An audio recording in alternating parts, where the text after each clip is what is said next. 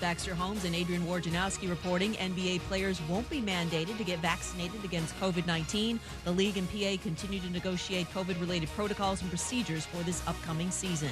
From ESPN's Tim McMahon, the Rockets and point guard John Wall have agreed to work together on finding a trade destination for Wall, as the franchise is committed to moving forward with Kevin Porter Jr. and Galen Green as its starting backcourt.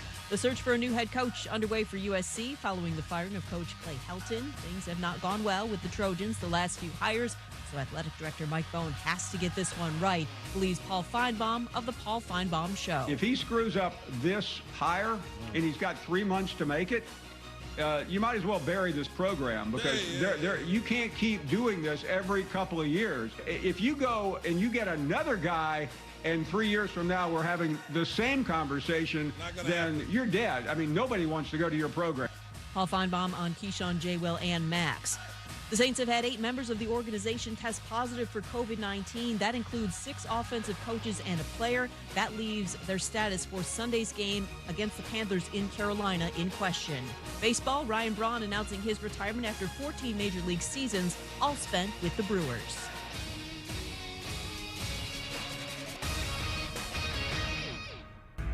Broadcasting live from the ESPN 690 Anajar and Levine studios. This is Action Sports Jax on ESPN 690 with Brent Martineau and Austin Lane. Hey, are you ready for a little Top Golf on Tuesday? That's what we're going to do on Tuesdays. Have the show right here, Action Sports Jax on ESPN 690. From Top Golf, swing it a little bit. We've got our normal show from 3 to 5, and then we welcome in Josh Scobie coming up at 5 o'clock for a little bit of football, a little bit of everything as we debut Scobie, Austin Lane, and me at 5 o'clock from Top Golf. I have no idea what that even is. Yeah, no, for sure. We're going to find out what it is. We are going to find out what it is. What is going on in Jacksonville, Florida? 0-1, and here we go already. This is exhausting. It's the word I keep using to everybody. Sure. This is exhausting already, really? Like, already people are under the Urban Meyer? Is it the USC job opening up? Yeah. Is it the 0-1? Is it Urban Meyer haters? Is it life in the NFL? Is it his history? I mean, we had this article come out from La Canfora on Sunday morning. I think it was Sunday morning before the game. And you're like, oh, that's La Canfora, whatever, dude. That guy throws so much stuff against the wall. I mean, in reality, he has over the years. Like, sure. I respect all the media and the writers, but he's thrown a lot off the wall. I mean, Pete Prisco from CBS Sports, who I like a lot. I mean, a month ago he said, hey, some of the guys don't like the microphone at practice. Like, really? Like, that was the buzz. Like, that was it. The headline was, hey, veterans don't like what's going on, and it was the microphone at practice, right? Yeah. That was, like, the evidence. So, like, come on, really? I mean, CBS, what are we doing? I mean, I love you, CBS, but are we getting into this TMZ clickbait kind of world? I feel like that's the way we've always been, but yeah. I mean, that's what it felt like, okay? Well, and now you got more rumblings of it after a loss, and here we go, and I think the world is kind of waiting for Urban Meyer to fail, right, Absolutely. and this to go wrong. So there's an element of that, it's just a little earlier than I thought in the game. I didn't anticipate all this so much coming off one loss. It was a bad loss. It didn't look good. There are a lot of things to poke at. We've criticized all day yesterday, and I think we'll criticize even more today. What do you make of all the noise already here in town about Urban Meyer and some coaches and turmoil in the building? And then I'll tell you a little bit more about what I know and what I think is a bit of a farce right now. Yeah, I mean, I can't say that I'm surprised with all the Urban Meyer rumblings because, like we've talked about, he's a very polarizing figure. And to me, it didn't really open my eyes until we had Sarah Spain on, which was probably like 4 or 5 months ago, maybe even longer now. And, Sarah Spain from ESPN, she's really great at what she does. And when we brought up Urban Meyer to her, because, I think the Jaguars just recently signed him, then you could tell she wasn't the biggest Urban Meyer fan. Now, I understand there's going to be some criticisms, whether it's the way that he left Florida, whether it was some of the things that went on in Ohio State that were very controversial. I understand that Urban Meyer is not going to, have the biggest fan base worldwide. So when you have people like that, and I'm not saying they're wrong. I mean, I think, anybody's opinion is justified. But when you have people that feel like that towards Urban Meyer, then any little thing that goes down, any little thing that they have as ammunition, they're going to use. So when you get blown up by the Houston Texans, by a team who we both think is inferior and not that great, that's ammunition right there. And of course they're going to bring up something about it because, well, that's the world that we live in.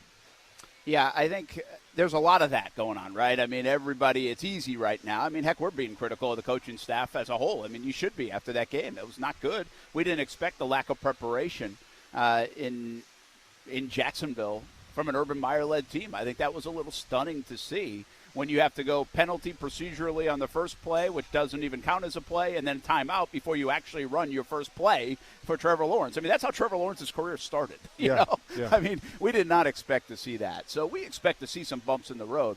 But I have a lot of thoughts on this, okay? And these are not new thoughts for me. These are developed thoughts, and I've been around the building for a long time, been around a lot of different coaches. I tweeted something today. I think 99% of the world was waiting for this to happen, like we just talked about. I think they're waiting for Urban to be like, 0-1, now let's go get them. They look like terrible. This is not working in Jacksonville after one game. So, that's there. But there's a belief I have, and I've noticed this over the years, because I've seen enough inside buildings and here in Jacksonville, that there's just like this NFL country club kind of feel. Okay. And I really think that's evident amongst the coaching staff. You know what I saw on the sideline yesterday for the Raiders? Greg Olson. And I like Greg Olson. Yeah, he's a good guy. Yeah, good guy. Greg Olson's been with like 15 teams. He's had a career for 30 different years. He's been fired like 22 different times, and he's still in the league, right? Like he's still a guy in the league. Sure. That's what I mean by the country club kind of feel in the NFL. You can get fired, you get recycled. You go see a buddy, a tree, or whatever. That's how it works. And to some degree it works in all of sports, but it really works that way in the NFL. And I think there's a little bit of this with Urban. I wonder if Pete Carroll had this, although he had some NFL experience. I bet there was this with Chip Kelly. I think there was probably this with even Nick Saban in Miami, that you got a college guy infiltrating the NFL world. You got a new guy in the country club. And he might do things a little bit different. This isn't the way we do it in the NFL, right? This is not what we do. We don't do +2 mentality. We don't do rah-rah stuff. We don't do that. And by the way, I'm not telling you that Urban Meyer's doing it the right way. Yeah. I'm just telling you the approach to it is so different and at least a little different, if not vastly different, to what is done day in, day out in the NFL for the last 30 years, that it's like, what the hell is this guy doing? I think there's an element of that here. I don't agree with that because I think it's more of the personality more than the rapport. Now, there are some guys like Rex Ryan who feel like you have to earn your stripes, and I get that. But I look at Cliff Kingsbury, who had zero ties coaching to the NFL, comes in and has timeouts during training camp for his cell phone usage, and like nobody really batted an eye. Now people laughed at him, but like I don't see media and I don't see coaches around the league, trying to chastise Cliff Kingsbury. Matt Rule had a cup of coffee in New York for one season as a Giants offensive line coach, goes back to college. Like, you mean to tell me one season in the NFL gets you into the good old boys club? I don't think so. And I don't see anybody, criticizing Matt Rule when maybe they should have, because he got the biggest contract of anybody. And money talks. That guy got paid. And I didn't see anybody speaking out against, I can't believe the Panthers offered him that much money. So, I mean, I understand there's the whole good old boy network kind of thing, and you see that with players as well. Yeah. I mean, I think Tim Tebow would be a classic example of that. But I'm not sure if that's the primary reason why Urban Meyer is getting all this outrage right now. Yeah, those are good examples, by the way. I would say, to your point, I think Cliff Kingsbury, if you go to Publix over here or go to any of these bays, they'd be like, who's that? There's a little element of Cliff Kingsbury. I mean, of who's that? Like, especially before he got to Arizona, I mean, people are like, you got to know sports, you got to know all this stuff, and it's kind of like, what is that guy? So, but even isn't that the prime example then? Even if you didn't know who he was, and all of a sudden this guy gets a shot in the NFL, and no one's going to call him out on it. Well, and we did make fun of social media timeouts, and we did some of those new elements that he was bringing. Those things, those were loud. There was some noise there. Like, what the hell is this guy doing? He really has to have a timeout for phone use, right? But let's be honest. I don't think the big conversation with Arizona media was, oh, is Cliff Kingsbury even fit for this job? Can he handle it? And I don't think the conversation around his circles was, he doesn't belong here. Yeah, I don't know. Because I'm not there. Maybe not. I just don't know if he's a big enough figure. I think it was that way with Chip Kelly. Sure. Was it that way with Chip Kelly? Do you agree? Chip Kelly coming in was a loud thing. He's a prickly guy, right? He's going to do things his way, a new way. But guess what? He also had success his first year, and that kind of went away. Yeah, he did. but it came back. I mean, in a big way. Because it became a laughing stock. Well, for sure, because so. this is a performance-based business. If you're not going to win, then you're going to get chastised regardless of how long you've been in the league. Yeah, and I heard somebody say recently, too, the interesting thing is a lot of people now apply what Chip Kelly brought to the NFL to the scheduling and kind of this a little outside the box, not cookie-cutter way the NFL had done things for so long. So I don't know. Listen, my point in this is way too soon to start getting on this train. I mean, and by the way, you can be on the train. I just don't know if there's enough evidence 8 months into anything to start sitting here and telling you that there's turmoil and everything else. Now, if you want what I think can be a fair criticism, and it's a little bit of a surprising one to me, because I am this big believer. I tell my kids this.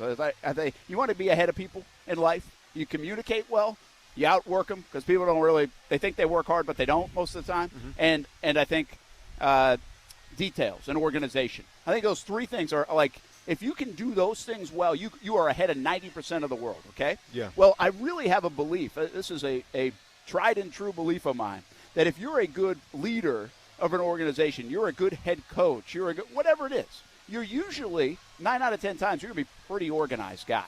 Yeah. Right? I just really think you do that well. You usually communicate pretty well, too. And but I think you're really organized. Like, I saw it in college. Just when it first opened my eyes, we had one coach, and he got fired, and I don't think he was very good. We had a next coach. He's been there 20-something years, like in the Hall of Fame. He's gone to the World Series with Ashland University several times. He was to the point, man. It was detailed. What are we doing at practice today? Boom, boom, boom. 336, 345, you know? I was like, wow, that's pretty – there's a stark difference between that guy and this guy. And now we see success. Like, that's where it opened my eyes, and I've always paid attention to it.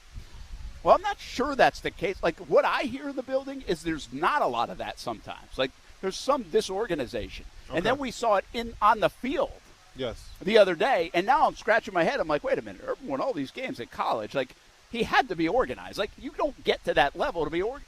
And I don't know if it's NFL organized or if there's a difference between college organized or whatever, but I think the organization is something I'm starting to hear about a little bit, and it's a little bit all over the place. And did we see that on the field on Sunday? And is that something we're going to continue to see, or can they get that cleaned up? Right now, that is my primary concern about what's going on. That's the red flag I have, is like, are we going to continue to see this? Because I thought everything would be really buttoned up, disciplined, sharp, all that stuff. And we didn't necessarily – well, we certainly didn't see that Sunday.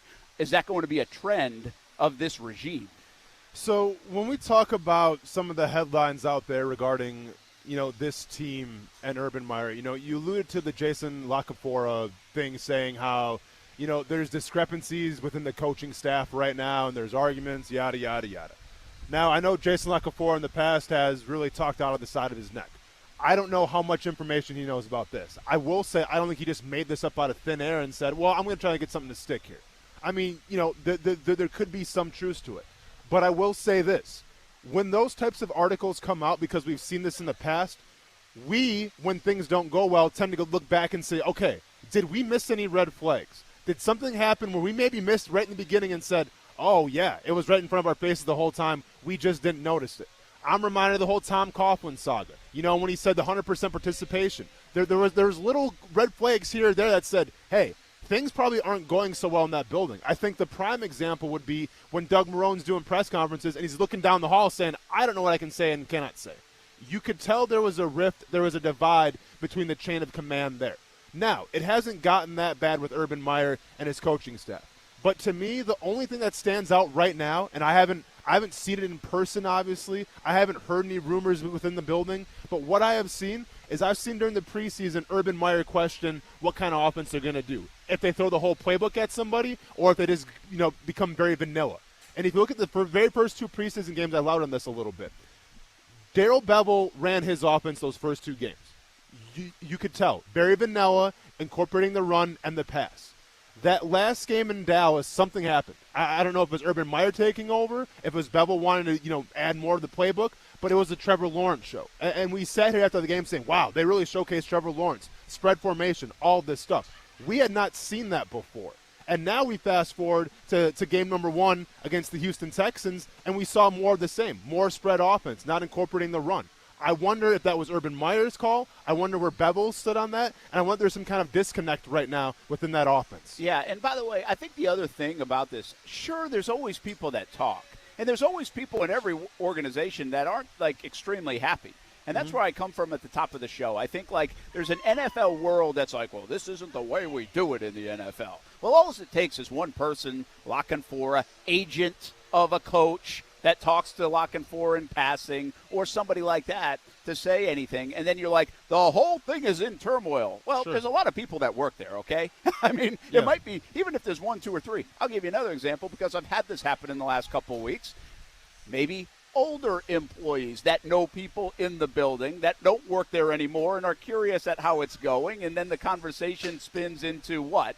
And then those people are like, wow, it seems like a mess there inside the building in Jacksonville, right? So how do we get to this point already? And I think that's sometimes how it happens. So I would take all of it with a grain of salt right now. I'll also say this. There's a part of me, Austin, that – and I'm not going to get off this train. I think Urban Meyer – is a good thing for Jacksonville. Mm-hmm. I really do. And one of the things I've said to a lot of people, and I've said it countless times on the show, I don't know if Urban Meyer's going to win big in the NFL. I don't. I just don't think he's going to lose big in the NFL. I don't think he has it in his DNA, and I don't think Trevor has it in his DNA to lose big. What does that mean? I don't know. I don't know if that's 8-9. I don't know if it's 10-7. I don't know if it's getting close to a Super Bowl, but you never win. Or maybe it all works out and they win because these guys are big-time winners. But I'm a believer in the fact that when people win, they win. They know how to win. And I think that is going to happen to some degree. I don't know if they win big and this works out for 10 years with Urban Meyer. But I have been consistent to say he's changing up the organization. This is an organization that for the last overall 15 years has been dormant and hasn't worked. If he's going to go ruffle feathers in that building, turn it upside down, build new performance centers, all these things, if that's part of Urban Meyer's tenure and that shakes up the organization and something good comes out of it in some way, shape, or form now, 3 years from now, 5 years from now, well then that's good. And that's what I like about the Urban Meyer hire. This is not going to be the same old, this is what we do, this is how we do it, let's see if these guys can get it done. And part of that is because I think it's really about the acquisition of players. I mean, it's a player's game. I've always said that. I think coaches get a little bit too much and praise and too much criticism at times.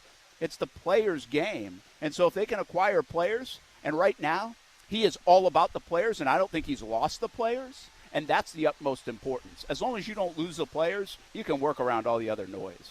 But so you're – see, I think if Urban Meyer doesn't win – then to me, I ask the question, then what was it all for? Like, this is it's a performance-based business. I say this all the time. And if we're left here, 8 or 9 years after the fact, we're talking about, we didn't really go to the playoffs that much, but we got a cool performance center.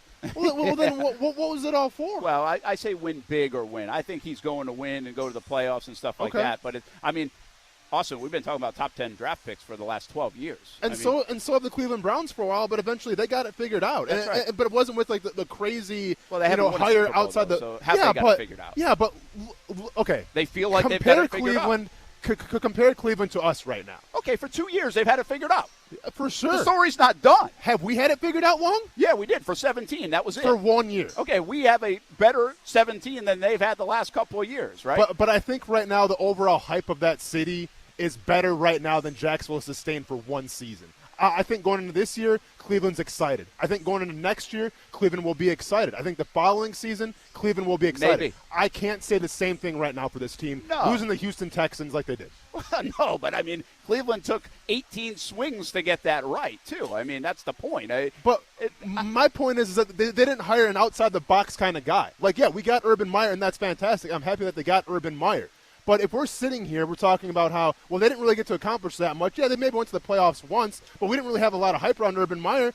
Then, to me, it wasn't even worth it. Well, listen, if they go to the playoffs at any time, there's going to be hype here. I think we can all understand that, right? I'm just telling you, I don't know if they're going to win 3 Super Bowls big. Like, I've tried not to put the whole thing into that category. I just don't think they're going to be perennial losers. Cleveland tried 15 different styles of coaches and were perennial losers at every one until they got – they made some good moves, right? Now they've got something that looks like it's going to work. Sure. And it's fair to question whether this thing's going to work. My belief is I think they needed to try something different. They needed a defibrillator in that place. No, and I agree wholeheartedly because more of the same was not working for this team. But I'm also not going to sit here and say, well, if Urban Meyer doesn't go to the playoffs at least a couple of times, then it was a success. Yeah. Because it wasn't. Like, at the end of the day, this is a performance-based business. Either you win or you lose. Yeah. And you're judged by that. Well, and by the way, we'll judge Urban Meyer as a failure, but he might have shook up the organization to put it in a better place for the next guy, is my point. Like, this organization needed more than just a head coach. This organization has been dormant, man. There's not good stuff there. Like, the Performance Center is a necessarily thing. Like, they need to do stuff like that inside that building, right? They need to go get a stadium down the road. They need some of that stuff. But, see, I'm tired of having these conversations, though, because we had the exact same conversation with Doug Marrone and Dave Caldwell. Well, they did a great job of setting up for Urban Meyer. Well, Urban Meyer did a great job of setting up for the night. How about we stop setting it up, and how about you actually start having success? Yeah, well, it's one game of determination of that. That's the thing. No, I'm just saying that if Urban Meyer doesn't have success, then to me it wasn't all worth it. Yeah. I'm just saying. Yeah, I don't know. If the next guy wins, it might have been worth it. There it is, man. I mean, the bottom line is you got to get to a place that you haven't been, and that is perennial success. This organization doesn't even know what that looks like outside of a 4-year stretch in the late 90s. I don't even know. A whole generation doesn't know what that looks like here in Jacksonville. More to come on the Jacksonville Jaguars. Interesting stories already. And by the way, I do think there's a little of this comes with the territory with Urban Meyer, right? Shad Khan had to know some of this. Like, this is what he's got a lot of critics. He's a polarizing guy. It's going to come with a lot of bad press along the way. It did when he was hired. It did at times during the last 8 months. And now after week 1, I'm just surprised that we're already here. 2 days into the season. Yeah, that's wild, man. 2 days into the season, and we're already here. I mean, get us to November. Get us to the Ohio State-Michigan game. For sure. I mean, it was a USC coach getting fired, and here we are. Yeah. Well, yeah, I mean, and truth be told, the rumors started happening before even that happened. A little bit. They did. We're live from Top Golf right here in Jacksonville. Come on out, say hello. Josh Scobie's going to join us from 5 until 6 o'clock. This will be a fun day on a Tuesday, 3 to 6, every Tuesday right here from Top Golf. We'll be right back. Action Sports Jacks on ESPN 690. Now, the First Alert forecast on ESPN 690. Isolated shower or storm, but most areas stay dry through this afternoon and early this evening. Otherwise, partly cloudy skies. Temperatures tonight will drop to near 70 degrees. Partly cloudy for tomorrow and Thursday with a few scattered showers and thunderstorms at times, especially in the afternoon and evening, and especially inland. Highs between 85 and 90 degrees. From the First Alert Weather Center, I'm Action News Jax Chief Meteorologist Mike Burrish. The Weather Center is brought to you by Beard's Diamonds. Now you can buy like a dealer buys. Save thousands on thousands of diamonds for a limited time at Beard's Diamonds. For the ones who are always in the know. Delivery confirmed. For the ones who keep things running. For the innovators and the problem solvers. Grainger offers supplies and solutions for every industry, experienced staff at local branches, and free access to experts to help answer your toughest questions. So whatever challenge you face, we have the knowledge and products to help. Call, click Grainger.com, or just stop by. Grainger, for the ones who get it done. If you're like me, you come home from work and walk through a messy garage hurdling shoes and bats and bikes. Well, get the easy garage solution that I got. It's called Easy Garage Solutions. One-of-a-kind monkey bar technology that will last a lifetime. Hang the bikes and the lawn equipment. Easy Garage Solutions. Shelving and overhead storage for boxes and bins. Easy Garage Solutions. Cabinets and flooring available too. Easy Garage Solutions. Find them at easygaragesolutions.com. Easy Garage Solutions. It's that easy. When you think about Jacksonville, you think about a city that is surrounded by water. And being by water afforded Jacksonville to have one of the largest container ports in the entire country. And another fun fact that RV sales are at all-time high right now. But what does this all mean? What am I getting at? It means that there's high-paying jobs available for those that know the ins and outs of the marine side and of the land side of recreational vehicles. And this is where JTech comes into play. JTech offers a program where you can learn about the diagnostic procedures and effective repair methods of a variety of recreational vehicles, including motorhomes and RVs, power boats, jet skis, diesel and gasoline, outboard and inboards, and much more. And they also help prepare students to take the Yamaha certification exam, which is required in the Marine Maintenance Certification Program. To learn more about JTech, visit jtech.org or call them at 904-483-9460. Ask for Hank to set up an appointment to tour the campus or get your questions answered. That's 904-483-9460 or visit jtech.org. My secretary booped me at work today. You know, I booped Larry all the way across town. Connect with your staff in an instant. All you have to do is boop. Push to talk is back from Peak PTT. Hey guys, I'm in the bathroom and I just booped. It gets you to the right person in real time because nobody ignores a boop. Instant two-way communication across town or across the country. I can boop driving. Department of Transportation says so. What are you booping waiting for? Ready to boop right out of the box. BoopToTalk.com. He's kept you ahead of storms. This is going to be a very active afternoon of storms. He's taken you inside storms. Look at the Reds then that have shifted a little south of Jacksonville. And for 33 years, the Chief has seen it all. Forecasting severe weather days in advance. So when storms are headed your way, there is only one meteorologist to turn to tonight, the Chief. The knowledge and experience of Jacksonville's Chief Meteorologist, Mike Burrish. Action News Jack's First Alert Weather, only on CBS 47 and Fox 30. The Center for Health and Sports Medicine delivers an individualized 360-degree approach to your health, providing a whole-person approach to primary care and sports medicine. With primary care and sports medicine physicians, mental health counselors, the Sports Performance Lab, and 24/7 on-site state-of-the-art wellness center, all under one roof, they'll work to maximize your health by creating a foundational focus on physical, mental, spiritual, and emotional well-being. The MD VIP program provides even more benefits, like appointment guarantees and after-hour care. Learn more at jacksfamilysportsmed.com. People are still hesitant to come to the shop. We built a place that people could come and join and meet each other and talk to one another. Small businesses are the heart and soul of a community. Hi, I'm Congressman Neil Dunn. And I'm Leah Dunn. During these times, it's important to support your local small businesses. They're the core of our communities and keep us connected. This message brought to you by the National Association of Broadcasters and this station. For the ones going above and beyond. For the ones reaching out, helping out, and lending a hand. For the ones people count on. You can count on Grainger. Grainger offers supplies and solutions for every industry, backed by 24/7 customer support and specialists to help with hard-to-find products. Because you've got everyone's back. We've got yours. Call, click Grainger.com, or just stop by. Grainger, for the ones who get it done.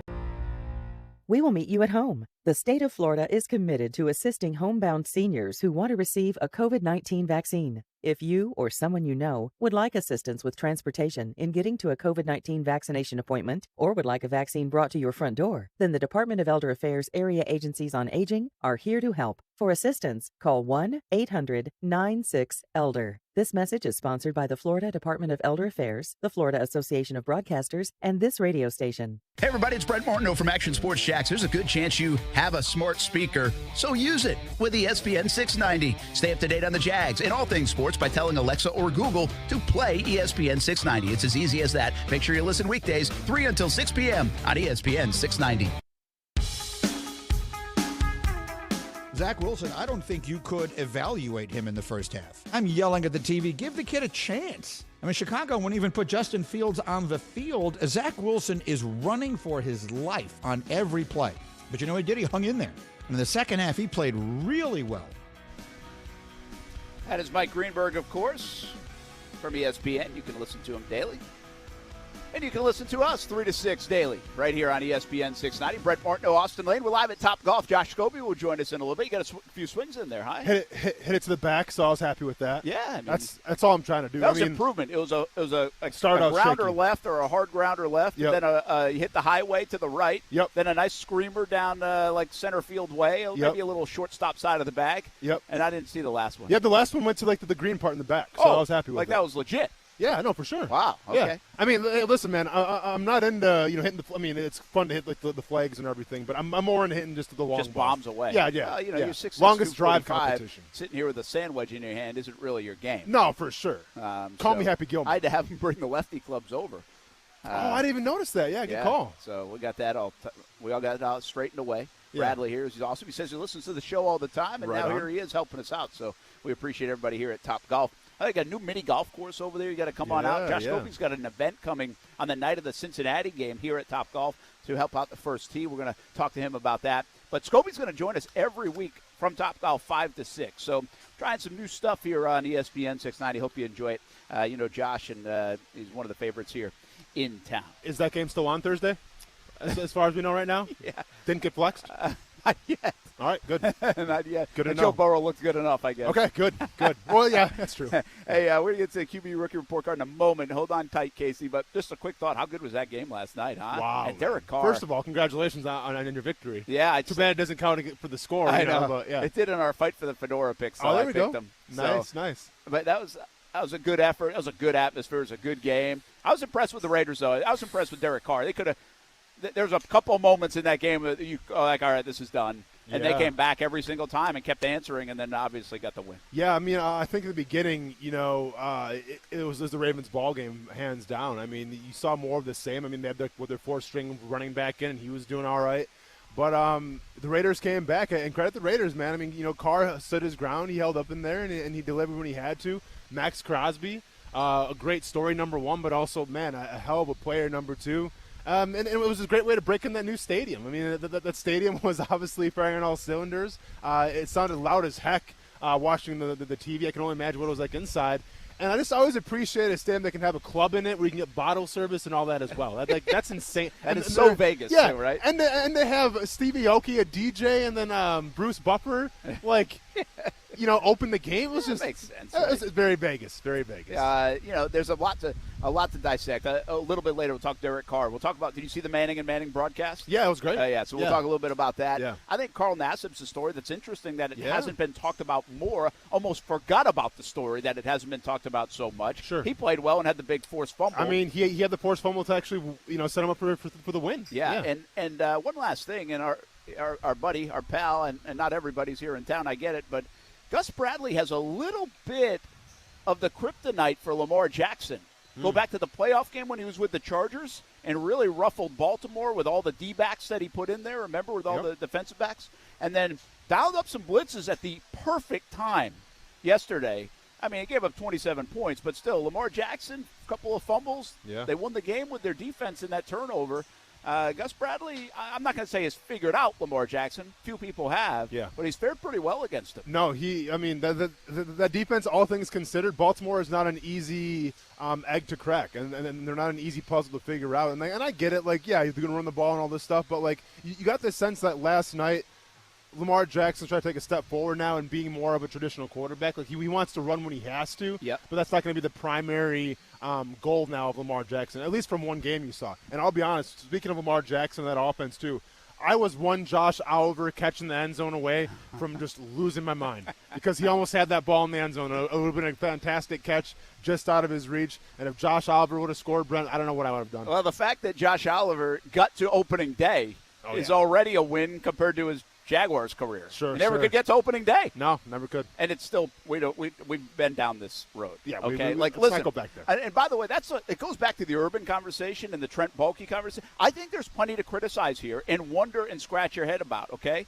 so I just think it's a little premature to probably start making up stuff. And I don't even know if it's making up. Maybe a couple of people are not happy with everything in the building. Yeah. I just think this tumultuous tyranny kind of like headline-y out of Jacksonville is a little premature, but I think there's plenty of criticism so far in Jacksonville for Urban Meyer, and one of them is Josh Oliver, Trent Baalke. How you don't have that guy on your roster, to me, is still puzzling. Yeah. I can't explain it, and it doesn't make sense to me. You know what does make sense, though? It's week one of the regular season in the books, and that means we've got our first installment of our rookie report card with Casey's Open. Let's play it.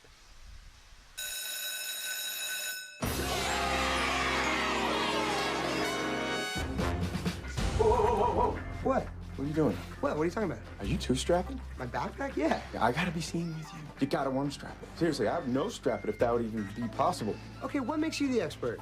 I was cool in high school and you weren't? Okay, that makes sense. Continue. Adamson. Here. Adler. Here. Anderson. Anderson. Here. The 3 keys of coolness in high school. 1, don't try hard at anything. Okay, 2, make fun of people who do try. 3, be handsome. 4, if anyone steps you on the first day of school, you punch them directly in the face. Bueller. Bueller. Bueller. The man with some good opens, including that one to our QB rookie report card. We've been doing this for a few weeks, did it in the preseason. We've trimmed a couple of guys off the report card. Yeah. They have been expelled. All due respect to Kyle Trask. Yes. Sorry, man. And Davis Mills. Davis Mills. Although you wonder, the only way that could have got worse on Sunday is if Davis Mills did that to the Jacksonville Jaguars, okay? Yeah, for sure. Now, and before we get started, are you happy that we're not doing like the with Kyler Murray and Daniel Jones anymore? Because in terms of checks and yes, positives and point. Minuses. I'm glad we've moved on from we that. Have. Now, I haven't forgotten. I still do it for the sake of just my own well-being, and I do it by myself now at home. But just to let you know, probably a minus for Daniel Jones. I'll tell you what, Kyler Murray, he had some plays in that game. Yeah. I'll tell you, the Lamar Jackson play last night was terrific, too. Yeah. Though. I mean, the pocket awareness of those guys, or just – they're not afraid of it. They know they're going to be able to sidestep you. You know, the quickness of that gives you a different level of confidence when you know you're faster than everybody. And to your point about Kyler Murray, I mean, I saw that. I mean, that play he made, did you see the one, like the real highlight one, where he looks like he's going to run, he stops. Yeah, where he should have been sacked like 20 yards in the backfield. Oh, yeah. I mean, that is special stuff. Will I get Kyler Murray's autograph week 3? We'll Maybe. see. No guarantees. I bet, Casey, you're going to be waiting outside for Kyler Murray's autograph. Is he on the list? Absolutely. What you mean? What you mean? All right, so let's go with our QB report card. 5 guys. I don't know how you handle this. We'll get to the bottom guys. They obviously didn't play too much. Justin Fields along with Trey Lance. Yeah. But I still gave him a grade because they were asked to do some things, and they did it. Okay. And so I still gave him a grade. It does have a little bit of an incomplete grade. It can't be measured against the other 3 guys. But let's begin with Trevor Lawrence. And what did you see? And what did you grade? So I saw a lot of good. I saw a lot of nice long throws, which we haven't really seen a lot here in Jacksonville. I also saw 3 interceptions, and I saw a game plan that probably wasn't conducive to your very first start. So with all those things in consideration, I gave him a C+. C+. I think that's friendly because I gave him a C. Okay. And wow, Brent. Yeah, I mean, I was thinking of this. I was thinking C the whole way. I was like, hey, I saw some good things. I really did. But I do think he pressed late in the first half. I think he made some couple bad decisions. Yeah. I can't get over the 3rd pick. Like, you can't make that. I mean, that was just a really bad pick. Like, there was nobody in the vicinity. Yeah. You know? Could have very easily had 4 picks. He could have. And, but he also just showed us this is a problem. In some places, like if you're in Green Bay, this might have been a D performance, But around here, we saw some things that we just haven't seen. We still believe coming out of that game, everyone I talked to, I like what he did, though. I can see it. Mm-hmm. You can see it. He gave us something. And it meets the expectation that I have for him. Even if this doesn't work out, that Trevor Lawrence is in the Hall of Fame, I feel like he's going to be good, not bad. And good is like average, right? Well, that's a C. No, for sure. To me, that was his floor. That might be his worst game that he plays. Yeah. I don't know. It might not be, but it might be his worst game. I think he has a couple rough games in this rookie year, but I also think he's going to get better. These next couple weeks are going to be really challenging for him. So I give it a C. How about next up we go Zack Wilson. Yep. And what did you have for Zack? So Zack Wilson, if you look at the numbers themselves, you would probably give the guy a B. But watching that first half, which I did because I might have had Corey Davis on my fantasy team. And by the way, a ball to him. I mean, how many times I got to tell people to get Corey Davis in fantasy football? All right, I wasn't lying. 2 touchdowns later, and here we are. I think actually Casey has Corey Davis in our ESPN 690 fantasy league. So congratulations to you, sir. But I gave Corey Davis a B-. Zack Wilson. I'm sorry. I gave Corey Davis a B+, and I gave Zack Wilson a B-. Yeah. I have him. I think I had Zack Wilson as a C or C+. I can't see it coming up on the screen, so I already forget. But I think that first half, you can't dismiss it. I mean, he was brutal in the first half, and he didn't get help. You heard Greenberg, right? So he was running for his life a little bit. But I give him a lot of credit for bouncing back and finishing the game strong and showing the moxie. He also had 6 sacks. Now, is that the offensive line? Is that him holding on to it? When you have 6 sacks, usually there's something in there from the quarterback. See, I think Trevor Lawrence did a nice job avoiding sacks. I think he helped the offensive line out at times. You drop back 51 times and you only get sacked once. I think some of that should go to Trevor Lawrence. All right, next up is where are we going? I think we're going to Mac Jones, right? Trey Lance we have on the list. Okay. So you had a B- for Zach. I had a C. Yep. Go ahead, Trey Lance. I'll go this one quick. Okay. I did this. I gave him an A because what he was asked to do, I think he did a good job. He had to come in, make a play. He made a play. But there's an asterisk here, right? I mean, it's an incomplete as well. We're going to see more of Trey Lance, so it looks like in San Francisco. Yeah, so I ended up giving Trey Lance and Justin Field the EX with a smiley face for extra credit. Because, I mean, you weren't – it's hard for me to grade anything that's fair. Off of one or two plays. But I can say, I mean, dude, you got extra credit in the report cards. Congratulations. Yeah, that's good. And, by the way, I do the same for Justin Fields. I gave him an A. He had – a touchdown run, and he was 2 for 2. I mean, so what they asked him to do, he did it well. Yep. Now, if they had asked him to throw it 25 times, we might have given him a C. Without a doubt. You know? But, again, I think it shows in both places, especially in Chicago, we feel like we're going to see Justin Fields sooner than later, right? Yeah, exactly. And then that gives Mac Jones. This will be interesting. I'm wondering what you did with Mac. I'll tell you what I did. I gave Mac a B+. Mm-hmm. I didn't think the numbers were eye-poppingly great, right? I think they managed him the best of any team managing their young QB, which is fitting and not surprising. They're not going to beat themselves. They're well coached. They're highly disciplined. Now, they did lose a couple of fumbles. But the most impressive thing about Mac is he put him in position to win. Mm-hmm. You know, I'd probably have him down as a B- or C+ if he had thrown a pick to lose the game. But he put him in position to win. They fumbled it away. They probably would have won the game. It would have been a comeback win for Mac Jones in his first start in New England.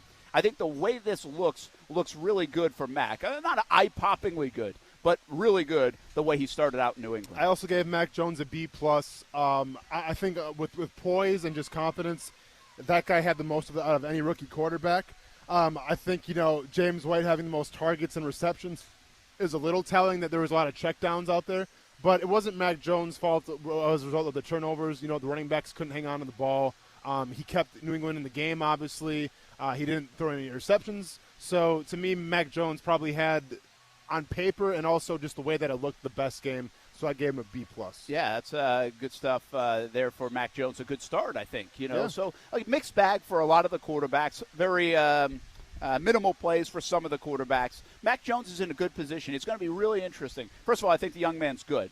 But I also think he's in such a good situation, potentially, to help New England. Now, he also could be the reason that New England gets held back. Yeah. They took that chance, right? He might make some rookie mistakes where when you need to win games, he makes a mistake. And what if you had Cam Newton, or what if you had somebody else? That's going to be interesting to watch. Right now, they asked Trevor Lawrence to do a lot in Jacksonville. They can't do that every single week. They got to help the young man out. Yep. The offensive line, the receivers, the coaching sometimes. They got to help him out. One thing I read about Trevor compared to Mac, and I thought this was interesting. I think it's right, but it's different than what we envisioned. He's like, Trevor can just make these off-platform and tremendous push-the-ball down the field throws. But don't we think of Mac Jones kind of pushing the ball down the field because of the Alabama days, the bombs, right? Sure. The Devontae Smith and everybody else. That will be interesting as well in the NFL. Keep in mind, I covered Tom Brady right when Brady was starting, and the knock against Tom Brady was the deep ball. Yep. That was the knock. Good call. Like, that was what people were like, he can't throw the deep ball. He can't throw the deep ball. Just a curiosity, how do you think Tom Brady throws the deep ball? I think he does okay. Yeah. I think he's in his 40s still throwing the deep ball to Antonio Brown and Chris Godwin and Mike Evans. Overall, man, I still have a lot of confidence in my preliminary thought. I think this draft class is going to be tremendous. Sure. I really do. I think all quarterbacks are going to be good. We're live at Top Golf right here in Jacksonville all the way until 6 o'clock. Josh Scobie will join us at 5. Come on out. Hit some balls with us. Have a drink. Say hello. We're here until 6 on ESPN 690.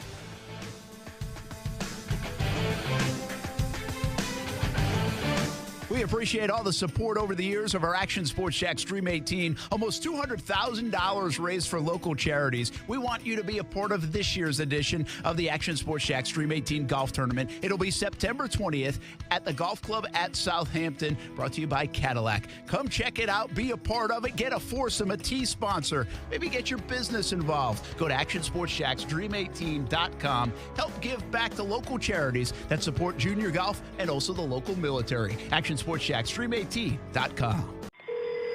911, what's your emergency? There's a train that just hit a car. Sir, what is your location? Look around for a street sign, sir. It's 8th and Orchard. 8th and Orchard. Okay, very good. 8th and Orchard. Sir, help is on the way. Why would he do that? The train still doesn't stop. You have to get there now. At a railway crossing, even if the engineer sees you and hits the brakes, it can take a mile for the train to stop. And for you, that's too late. Stop. Trains can't. Paid for by NHTSA. This is Renee. Happy to be here. She's not some influencer. She's more of a groundbreaker, turning her 4-acre lot into a little slice of heaven behind the wheel of a John Deere 1 Series tractor. Renee runs with us because the most important job is the next one. That's all I got. Nothing runs like a Deere. Get a 1 Series tractor for just $99 per month at your John Deere dealer today. For additional cost information, please call toll-free 855-633-2315. It's a new approach to healthcare. The Center for Health and Sports Medicine is built on the pillars of health: physical, mental, spiritual, and emotional, with primary care sports medicine physicians, mental health counselors, an advanced diagnostics lab for wellness and sports medicine, and 24/7 on-site state-of-the-art fitness facility, all under one roof. What does this mean for you? As a Center for Health and Sports Medicine patient, you'll receive medical care in a collaborative, proactive, goal-oriented manner. In other words, everything they do is centered around you. Learn more at jacksfamilysportsmed.com. Hi there, I'm Mia. I'm Air. You're Air? Yeah, I just got out of the lungs of someone smoking a cheap little cigar outside a bodega. Oh, it was so smoky in there. And where there's smoke, there's fire. Cancer. Oh. Yeah, little cigars might taste sweet, but they still kill.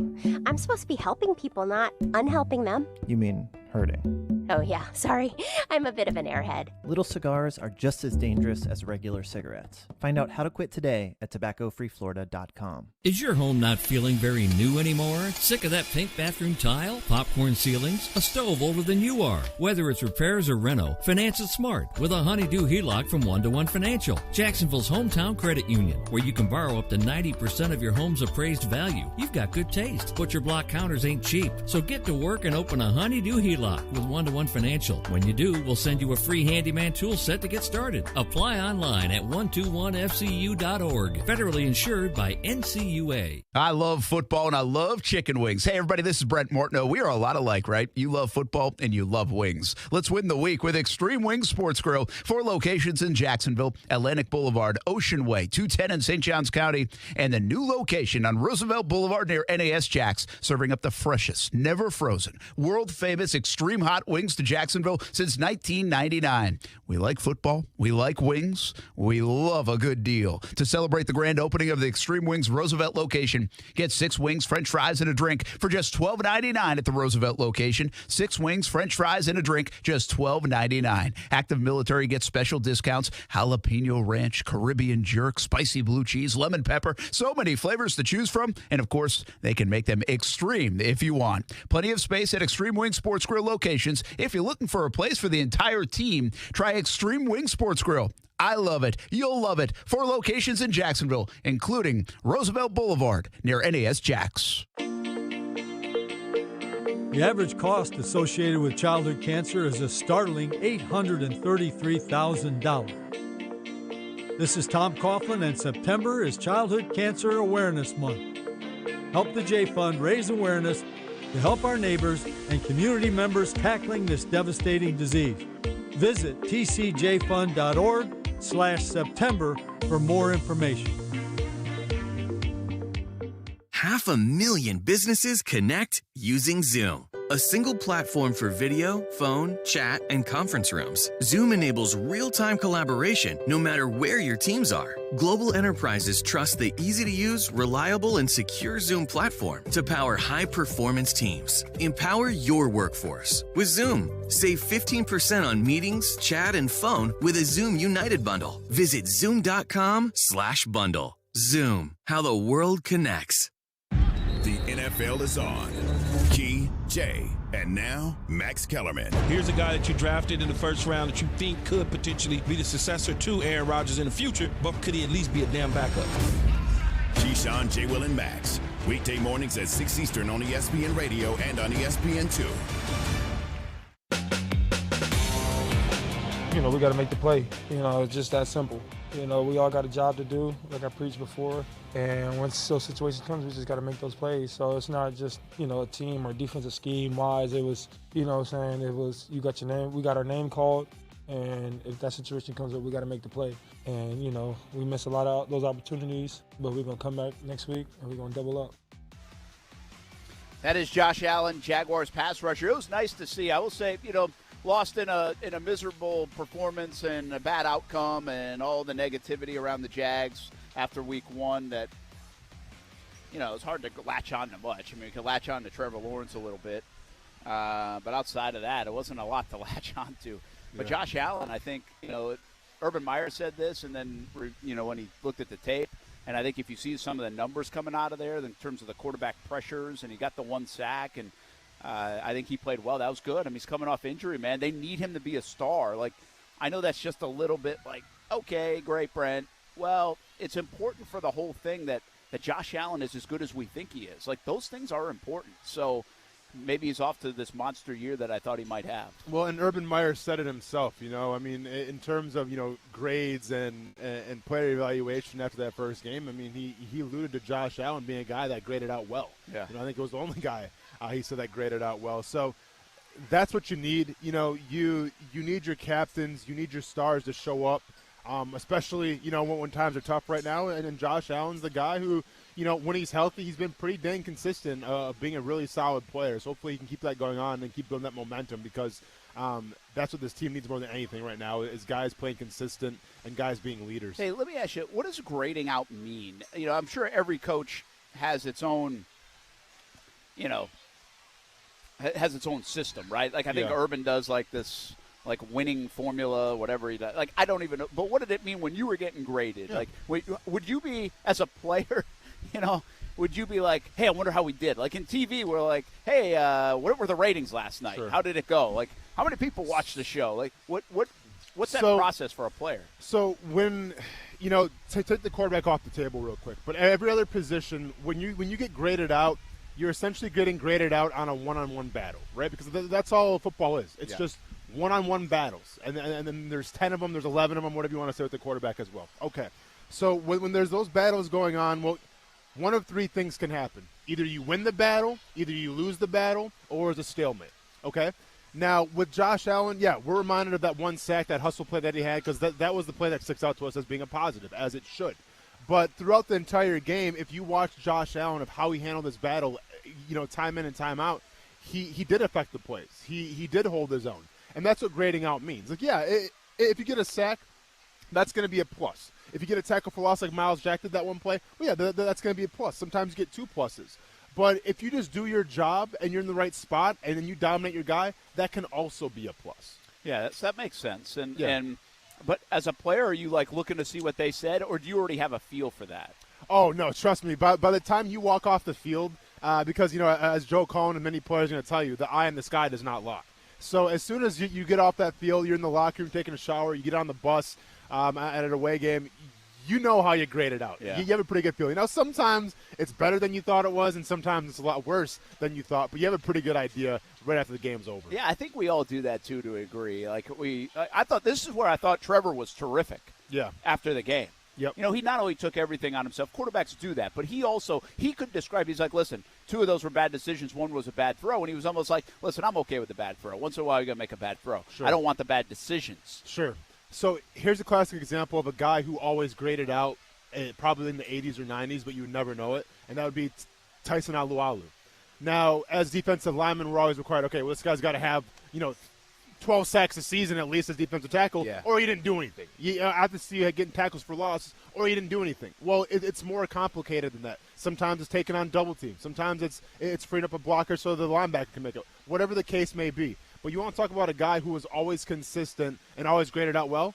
Tyson Alualu would be that guy. And maybe it's just a coincidence, but he's still playing in the league till this day. Like a dozen years later. Yeah, he's got 12 years in, so I think he was doing something right even here in Jacksonville, even though he never really got a lot of credit for it. And that's, again, I mean, when we try to grade as players and, I mean, as media and fans, it's we don't even know what responsibilities a guy's supposed to have half the time, right? Like, what game are there? I really think the secondary is hard to grade like that because you just don't was Wingard supposed to be here? Was Tyson Campbell supposed to be there? Like, what are they trying to run? What's the call? And so, but the most important thing here to get back to is Josh Allen. Mm-hmm. Josh Allen, if he can have a big year, we already know. We think Miles Jack's a good player. right? Yep. I think Shaq Griffin's a good player. I think you don't get to this point. I don't know how good. Like, I don't know if he's a, Pro Bowl caliber player or not. I think he's a good player. Rayshawn Jenkins, I think he's showing some signs to me that he is. He's going to have to make plays and do it consistently and not make bad plays. Devon Hamilton is a player that I look at and I'm like, I think this guy is going to be pretty good. Like that's a guy I can buy into for sure. So you start, like, Chason, you can't say that. Like, you don't know that about Chason, right? Yeah. So I think Josh Allen we think he might be the best player on defense. I think he needs to be the best player on defense. Well, right? I would say either him or Miles Jack. Miles, that's fine. Yeah. If they want to compete for that title, that means you got two good players, is my point. You need that, right? For sure. And the two young guys, I mean, Miles isn't as young, but still got a lot left. Yep. So as you look at this thing and where this is going, because let's be real, whether they won or lost against Houston, we still have to have these kind of conversations. Where's this thing going, right? Because we already knew it wasn't going to L.A. and Super Bowl, regardless of a win or loss against Houston. Correct. That's just a reality. Who is going to go to the Super Bowl? We're not really going to make those predictions just yet. But what comes out of Week 1? We go around the NFL when we come back. Action Sports Shacks on ESPN 690. And what did you think of the Manning and Manning Monday Night Football broadcast? Ooh, I thought it was a lot of fun. We'll be back on ESPN 690 live at Top Golf here in Jacksonville. Happy football season. What do you say we get a pint of Guinness and some shepherd's pie? MJ here, one of the Culhane sisters, serving you at 2 locations, Atlantic Beach and Southside. Plenty of TVs to watch your favorite Georgia Bulldogs and all NFL games. Try our very own 5 Sister Spirit Vodka, locally distilled in Jags. Best fish and chips, dinglefish pie, Reuben's, weekend brunch and more. Visit Culhane'sIrishPub.com. Here, it's happy hour every hour. Brilliant. Are you a recent high school graduate who hasn't made up their mind about what they want to do for their career? Or possibly you're already working, but you're stuck in a dead-end job? If so, then I'm here to tell you about J-Tech. J-Tech is a local school that offers hands-on essential career training. Have you heard about the massive increase in online ordering since the pandemic started? That means that more people are needed who can service diesel trucks. Diesel technology is an important part of the transportation industry, and qualified diesel technicians play a huge role in keeping that industry moving. At J-Tech, they're helping to meet the demand for skilled diesel technicians by offering a 91 credit hour ASE-based diesel technology program. This program is going to help you give you the hands-on skills and confidence needed to launch a successful career in diesel technology. To learn more about J-Tech, visit jtech.org or call them at 904-483-9460. Ask for Hank to set up an appointment to tour the campus or get your questions answered. That's 904-483-9460 or visit jtech.org.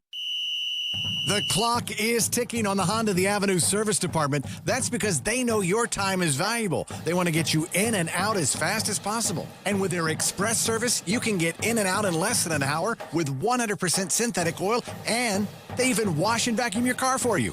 It's fast at Honda The Avenues. You're on the clock. Hurry to Honda The Avenues. They're on Phillips Highway just south of 295, or shop them online anytime at HondaTheAvenues.com. Get your car serviced fast at Honda The Avenues. Tell them Matt Ray sent you.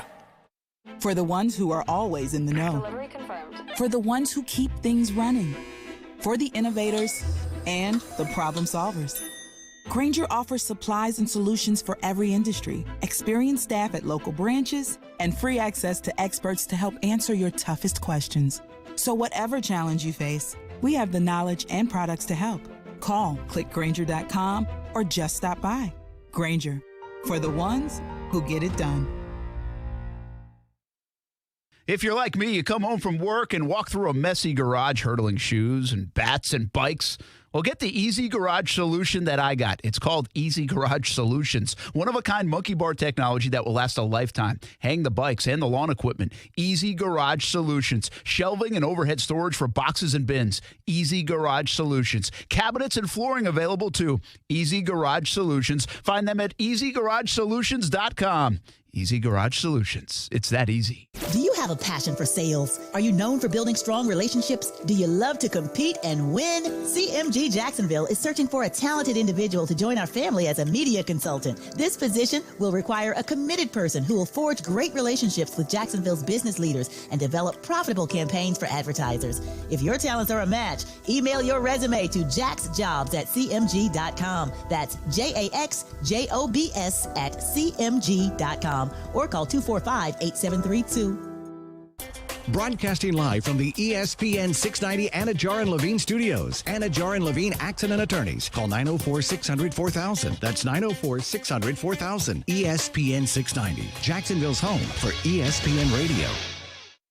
WOKV Jacksonville. Listen live everywhere you go on ESPN690.com. ESPN 690, a Cox Media Group station.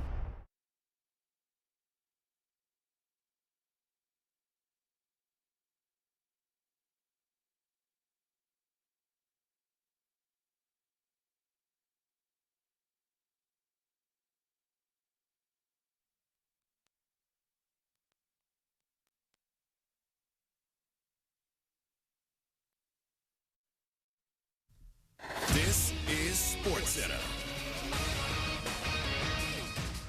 I'm Christine Lisi. Here's what's happening. ESPN's Baxter Holmes and Adrian Wojnarowski reporting NBA players will not be mandated to get vaccinated against COVID-19. The NBA and Players Association continue to negotiate aspects of COVID-related protocols and procedures for the upcoming season, and mandating vaccines are a non-starter for the PA in those talks, explains Woj. The union is not going to relent on the issue of vaccinations, that players will not be required to have to be vaccinated.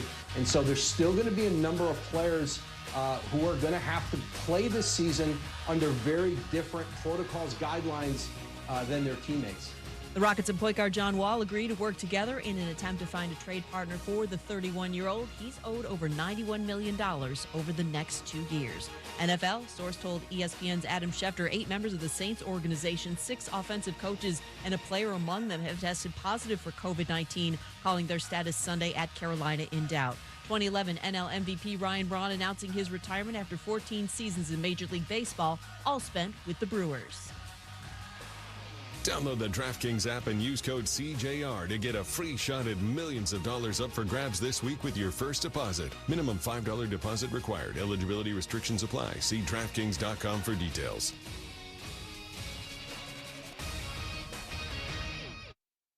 Broadcasting live from the ESPN 690 Anajar and Levine studios. This is Action Sports Jacks on ESPN 690 with Brent Martineau and Austin Lane. In the first half, we stopped the run. Like, they had, they was running the ball, but it wasn't 30 yards a carry. It wasn't those big explosive runs. Yeah, he had 1 or 2. So as a run defense, I feel like, we can, get better, especially toward later in the game of doing a better job stopping the run. But overall, I think we did a good job, especially for them to have 3 backs or whoever they got. The MO they trying to establish this year. I feel like we did a good job, and they kept him fresh, they kept him in, but we just got him a little hard and get the ball back. That is Josh Allen Sunday after the game, of course. It was really interesting as we welcome you back to Top Golf in Jacksonville. Brent Martineau along with Austin Lane. Casey back in the studios, pushing all the buttons, making special opens, and we're about to go around the NFL. Josh Scobie will join us at 5 o'clock, Tuesdays from Top Golf. Look forward to that. And there'll be some football talk, and who knows what else is going to come up during that hour. So we'll figure that out as it goes. But it Ty's my barometer sometimes. I really should get Ty on the show sometimes because, yesterday wouldn't shut up about the game. Okay. That was really the first time I've seen him last night. Okay. So since the game. And it was nonstop, right? And but he said something, and I kind of feel the same way. When you were watching their defense play, for the most part, it didn't feel like their defense was, playing that poorly. But you looked up, and it was 37 points, a couple of big plays to Prayer, on each, earlier in the game and then late in the half. That affected, again, I'm not trying to put some silver lining on this. It was just an interesting – it was like they didn't look like they played poorly, They made a play here or there. They almost made another play here or there. They weren't getting gashed, but they were still giving up like 4 or 5 yards a carry, it felt like. It was 2nd and 6, and then it was 3rd and 3. Made it very manageable for a mobile quarterback like Tyrod Taylor. Yeah, I spoke on this yesterday a little bit, where if you take away Tyrod Taylor's long run, I mean, you're close to the century mark in terms of, rushing yards for the Houston Texans. It was just, Tyrod Taylor, the reincarnation of Mike Vick, just really boosted that score a little more and really upped the yardage. Anytime you have 3 turnovers in a game and you're putting your heels in a defense, it's not going to be good, right? I mean, it's simple as that. Anytime you go 3 and out, and I should know because I played in a couple of teams that specialize in that. It seemed like it's not going to be good for your defense. Now, was it perfect? Absolutely not. Not making excuses. Obviously, in terms of the cornerback play, it has to be better. I think you can definitely play the run a little better as well, and you have to generate more pressure. I mean, you just have to do that. It's playing complementary football. It's trying to help that young secondary out, and the best way to do that is by getting after the quarterback, and they didn't really do that on Sunday. Yeah, and they did come close, but close isn't good enough. No. I mean, it just isn't. I mean, they did have some pressure. Like, I thought it, again, I think that's why. I think we saw that at times. We're like, oh, they're getting there, but they don't get, like, Chase on. Great example, right? I mean, that's the play. That's the play that sticks out in your mind. He was like, bam, he was there. That's great. Okay, finish the play. Like, make the play. And there's a big difference. And, at this level, it's either you made the play or you didn't. It's not like, hey, nice job, you almost got there, right? I mean, that's the reality of it. So I don't want to set that tone here. I'm not trying to do that. But I did think, like, the run defense, which really is more important right now, because it's been so bad in the last couple of years. If you can't stop that, then this is going to be ugly. I already think they're going to give up big plays in the passing game. I don't think they're great in the passing defense. And I think they will, because of their style of defense, have some missed assignments sometimes. I think that's the nature of it. If you're going to blitz, which they did, then they're going to probably give up some stuff too, especially against good quarterbacks and good offenses. So you got to be ready for that. But can you make enough of the other kind of plays? Well, they still have no turnovers through 4 games. That's a big factor, and they've got to get cooking on that. I think that at the end of the day, I'm not concerned that much about their run defense. I do think people are going to continue to attack them in the passing game. If Houston said, you know what, we're going to attack them in the passing game, then most everybody is going to say we're going to attack them in the passing game. No, without a doubt. And let's be honest here, there's a lot more wide receiving cores that scare you more than Houston does. So, yeah, I mean, I absolutely agree with you here. I think stopping the run is important in terms of a physicality, especially in this division with teams like the Colts and the Titans who love to run the ball. But you have to be able to do both things. And I think right now the main focus has to be is shutting the run down. Not, all right, we're going to stop him here, we're going to stop him. No, it's shutting the run down. You have enough guys in the box. You shut the run down and make a team one-dimensional. And we saw with Houston where they weren't one-dimensional. You had Mark Ingram. You had Philip Lindsay to an extent. You had David Johnson. You had these guys that kind of got going a little bit that opened some things up. I would much rather, and like you said, Brett, and I agree with you wholeheartedly, I think you will see some big plays being given up in the pass game. That's the price you pay sometimes when you blitz, and I'm okay with that. I think this team can learn to live with that. But what you can't live with is not stopping the run and then setting them up for the pass. Yeah, no doubt. Hey, let's bring Casey and let's go around the league. A lot of topics all over the NFL. So let's go around the NFL, which was a wild weekend. Week 1 always is. If you do picks, even just winners and losers, good luck.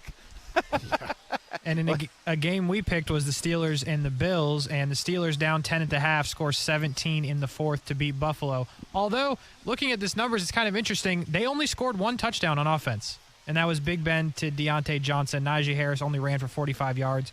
Overall, the Steelers were not great on offense, but they do come back, beat Buffalo 23-16. What does that say more about, the Steelers or the Buffalo defense? I was glad you asked that question. That's a good question. Because I think this was a little bit more of an indictment on the Bills that game, right? Yeah. I mean, it's like, okay, you're allowed some of this, but you're supposed to be a Super Bowl contender. Sure. And there were some others that came out and really made a statement, and you didn't. So what does that mean? Where are you? Are you ready to take the next step? I think those are fair questions. Now, Pittsburgh's a good team, but Pittsburgh did exactly, like, even when they're not great, Pittsburgh can do that. They beat you on a special teams touchdown. They play pretty good defense. Yeah. They do enough to win on offense. They weren't electric, but they got the W. So, yeah, I think this tells you a little bit more. I don't know about specifically the Bills' defense, but I'd be asking more questions right now if I'm in Buffalo. I'm like, are we who we thought we were going to be? See, I'm not too worried about the Bills because they just played one of the best defenses in the league, I think. To me, it tells me more about Pittsburgh and what they are going forward. Because, yeah, I had the Bills winning this game big because I thought we'd see more of the same from the Steelers, passing it, 40, 50 times a game. But you didn't see that at all. There was a great dose of Najee Harris. Now, he didn't have his best opening campaign, and that's fine. But the point is that they're going to focus on him. Najee Harris got 100% of the snaps. He was out there for every play of that offense. And to me, that's very telling of what they want to do with him going forward. The Steelers' defense has never been a concern. They're always going to be a top 5 defense. They have the talent. You saw T.J. Watt, just got paid and already making plays. To me, the biggest question mark with this team was, are they going to change who they were last year? Because you cannot sustain throwing 50 times a game and expecting to win a division and go to the playoffs and go to the Super Bowl. If you have a good balance of Harris and a good balance of good receivers, well, then maybe you got a shot. And that's what I saw from the Steelers. They actually won a tight battle by playing an okay offense. All right, next up, Casey. Another game we picked, only game I got right this week, so not good. But another team that blew a halftime lead was the Browns as they were up 22-10 in Arrowhead against the Chiefs. Obviously, that's a tough task to hold on. But is that a moral victory for the Browns? I hate to ask, but it seems like it's something. Did they prove to themselves that they can play with any team in the league? Remember, this is the Browns we're talking about. So, I'm going to be careful with moral victories because you saw Florida State what happened after their moral victory. But no, honestly, the way that it looked in the first half, I think there's a lot to take away from the Cleveland Browns. Now, you didn't have Odell Beckham Jr. We'll see how big of a part he's going to be with that offense. The defense in the first half kind of gave Patrick Mahomes some fits there. It showed that they can go toe-to-toe with the best offense and one of the best teams in the AFC. Now they just got to finish, right? So, yeah, I think it is a moral victory for the Browns. But at the same time, I watched the second half of that game. I'm like, oh, here we go. It's only a matter of time for Patrick Mahomes. And I think you look at that game from the Chiefs' perspective and you say, well, they've been here a million times before, and things aren't changing anytime soon. Yeah, listen, my one concern about the Browns is they played almost a perfect game in the first 3 quarters. So why didn't they finish it off? And can they usually play a perfect game for 3 quarters, you win going away. And I understand this is the Chiefs, but I'd be a little concerned about that. Also, I was in the airport and I couldn't see everything going on, but on the interception, was that a first down play? Do you remember? Do you remember that, Casey, when Mayfield threw the pick at the end? I think it was first or second. Okay, so it's early.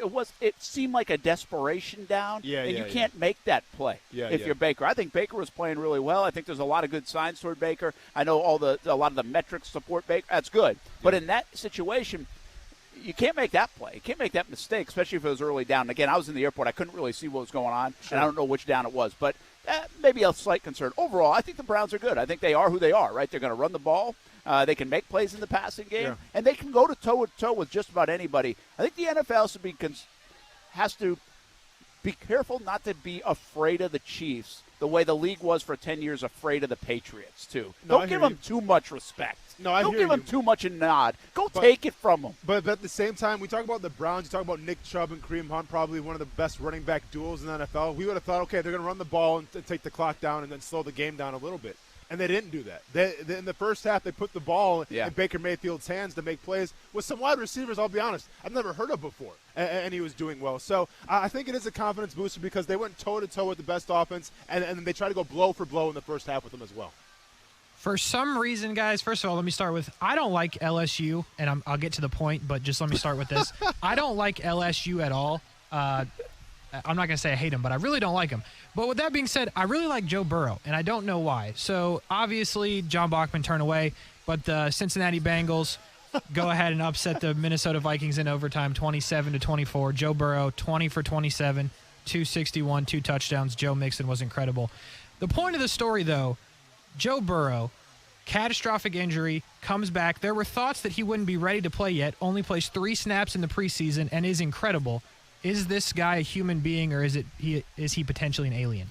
Yeah, well, I don't know if we go that far. I mean, I think you can ask that about Patrick Mahomes. I'm not sure Joe Burrow's that. But I think you can seriously say this, and I thought about this, coming off the weekend.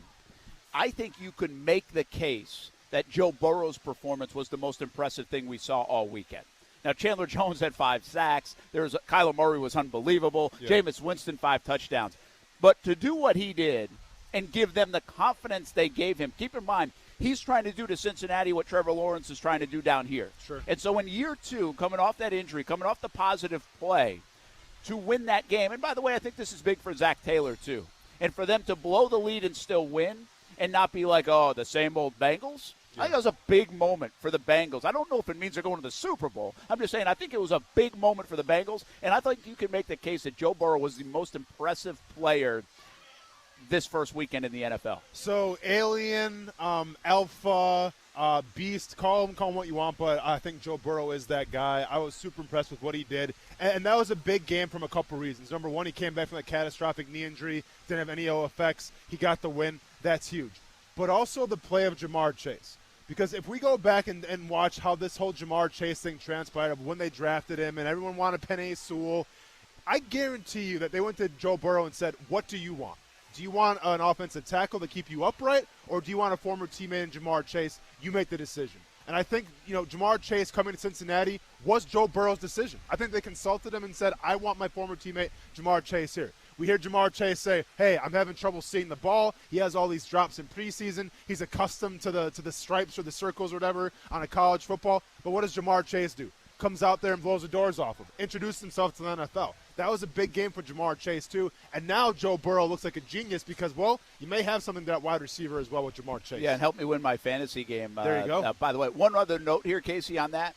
That, with Joe Mixon and what he did, is what the Jags want to be with Trevor Lawrence. They want to be able to mix that run-pass game, and 27 pass attempts is where you're supposed to be. In fact, Urban Meyer said it all offseason. He talked to Joe Burrow. What do you need? What should I get Trevor Lawrence? Yeah. Get him a running game. That was the answer. Well, then the Jags come out and throw it 51 times. Yeah, and I wouldn't have been too disappointed as a James Robinson fantasy owner if the Jags would have done that, since Joe Mixon got 127 yards and a touchdown. But I'll rest my case. Whatever, it's fine. The last one before we hit some rapid fire is the Seahawks. They go to Indy and beat the Colts handily. Although Carson Wentz was not bad. He was 25 of 38, 251, and 2 touchdowns. They could not run the ball at all. So the question is Seattle that good, or do the Colts have a problem on defense? Well, I don't know if I think Seattle's tough to defend, okay? I think Russell Wilson's that good. I got him as I think I picked him as my MVP. And he usually gets off to sizzling starts. Now, the Seahawks don't always win those early games, but he usually gets off to good starts. So I don't know if it's necessarily Indianapolis defense. I think the red flag, Austin, is that their offensive line might not be as good as we think their offensive line is. You know, and whether that's some of the injuries, some of the problems they have at left tackle, some of the missed time by Quentin Nelson. Who was it? I think Ryan Kelly even missed some time, right, because of COVID. Yeah. So maybe they had some of those issues, and maybe even the Jags had in terms of not being together. But I'm just not convinced that maybe this is built around that offensive line and running game and everything else. Maybe that offensive line is a little more leaky than we think it is. See, I think the offensive line you can make a case for, but also the wide receiving core right now with T.Y. Hilton out. Yeah. Because if you look at that game and your starting running back leads the team in receptions, and then your backup running back is second on the team in receptions, well, that tells you all you need to know right now about how they feel about the receiving core. So I think if you're the Colts right now, regardless of what you think about Carson Wentz, they're going to stack that box until further notice, and until someone in that receiving room can beat them. I think Carson Wentz is very capable as a quarterback, and I even made a bet with Brent. I think he's better than Phillip Rivers is going to be last year. But if you don't have the guys to throw it to, and if the guys can't get open, and you're constantly doing check down after check down, you're not going to have a lot of success running the ball because teams will stack the box on you. Let's hit some rapid fire. 2 minutes. I'll set the clock. There will be an alarm, and I will cut you off as we've discussed. Let's start, though, in L.A. with Matt Stafford. He was 20 of 26 for 321 and 3. A lot of people have him in the MVP conversation. None of us picked him. I really should have. I wanted to, but I should have. Anyway, is this just what it is now? He's just going to shred everybody? Because the Bears aren't a bad defense, and he shredded them. Yeah, I think a little bit of that is coming out of the gates. I think McVay's pretty good. Listen, this guy's been terrific. So if he settles in nicely and there's a nice marriage between him and McVay, which might be, seems like they have a great relationship, then maybe he does put up. I mean, he's already put up monster numbers. So it's not like, hey, maybe this is his best year numbers-wise. I mean, he's put up some incredible numbers in his career. Yeah. But does it equate to wins was going to be the big question. Do they ask him to do too much? I'm not sure this was enough of an example of that for me, although he looked brilliant. So you couldn't start any better. I think he had his career high in passer rating. Yeah, I mean, this is the status quo now for Matthew Stafford. When you have a defense who's going to constantly get you the ball back, offensive mind like Sean McVay, and you have the weapons around at the tight end position, at the wide receiver position, and you're suitable at running the ball, you're going to have success as a quarterback, for sure. The Broncos come here on Sunday, as everybody listening knows. Melvin Gordon carried it for 9.2 yards per carry this week. That's 11 for 101. Will that number be higher or lower when they leave here on Sunday? That'll be lower. I mean, I know he had the one off to the races, right? Yep. And so that certainly helped. It surprises me, though, a bit. Melvin Gordon still got some of that in him. Yeah. I think somebody told me he was the fastest guy in the NFL this week. Cool. Well, he was a Wisconsin Badger. I'm not surprised. No, it's not going to be that bad, I would say, here in Jacksonville. But they also have Williams. I mean, he's kind of like their bell cow, if you will, and Melvin Gordon kind of gets the other share of it. But Gordon had the long run, so we'll see how they use them both now. But I foresee Joe Cohen, the primary focus is shutting the Broncos' run game down and then trying to let Teddy Bridgewater beat you in the pass game. You referenced Jamar Chase a little bit, but Jalen Waddle, Jamar Chase, and Devonta Smith, all top 10 picks, caught touchdowns this week. Brent, you talk about the quarterbacks a lot, but are these wide receivers just as good? Yeah, I think it helps that they have the quarterbacks they have, too.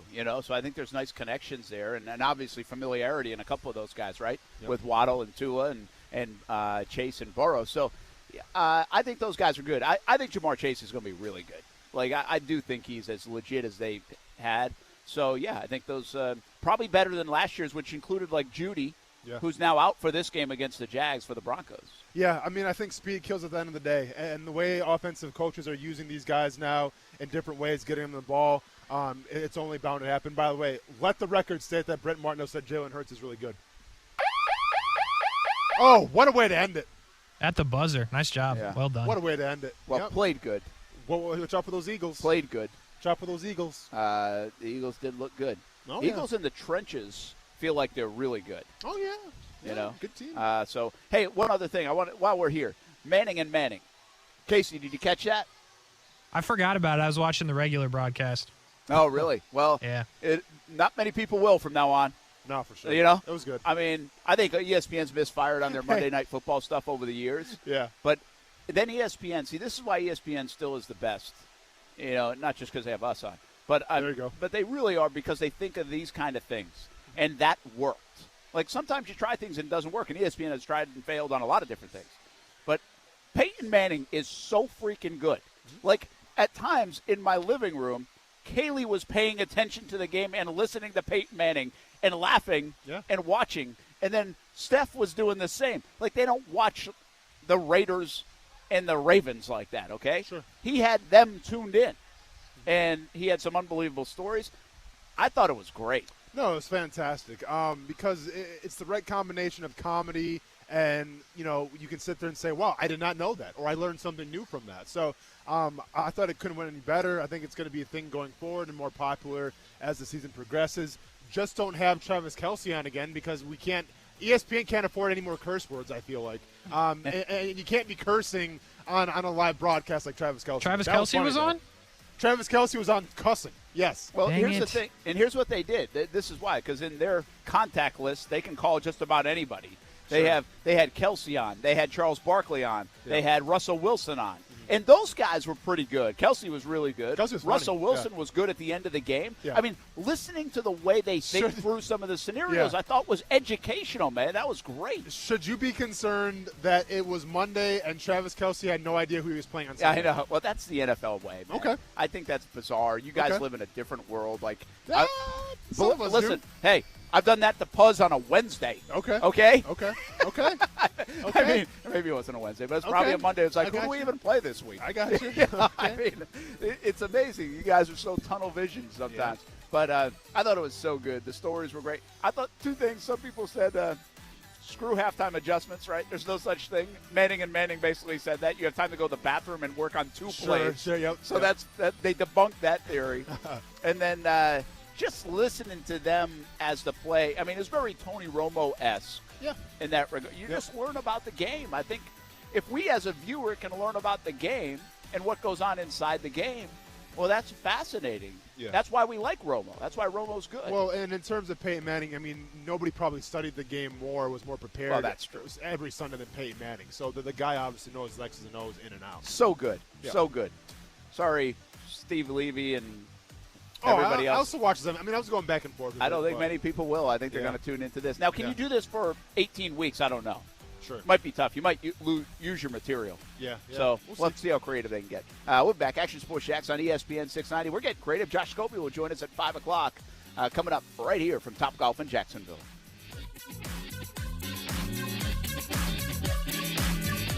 Now, the First Alert forecast on ESPN 690. Isolated shower or storm, but most areas stay dry through this afternoon and early this evening. Otherwise, partly cloudy skies. Temperatures tonight will drop to near 70 degrees. Partly cloudy for tomorrow and Thursday with a few scattered showers and thunderstorms at times, especially in the afternoon and evening, and especially inland. Highs between 85 and 90 degrees. From the First Alert Weather Center, I'm Action News Jax Chief Meteorologist Mike Burrish. The Weather Center is brought to you by Beard's Diamonds. Now you can buy like a dealer buys. Save thousands on thousands of diamonds for a limited time at Beard's Diamonds. If you're anything like me, then cars were an important part of your childhood growing up. Literally, some of my very first memories involved helping my grandpa build old cars. If you're into cars, then you know that the technology is always evolving, which is why there's a demand for well-trained automotive technicians. As a student in the automotive technology program at JTech, you'll be learning basic automotive maintenance, diagnostic procedures, and effective repair methods while using testing equipment and specialized tools. The program also includes training on electrical, HVAC, engine performance, suspension, steering, brake systems, and transmission diagnosis and repair. Their shop settings are designed to represent the actual automotive environments that you will be experiencing when you get into the automotive industry. To learn more about JTech, visit jtech.org or call them at 904-483-9460. Ask for Hank to set up an appointment to tour the campus or get your questions answered. That's 904-483-9460 or visit jtech.org.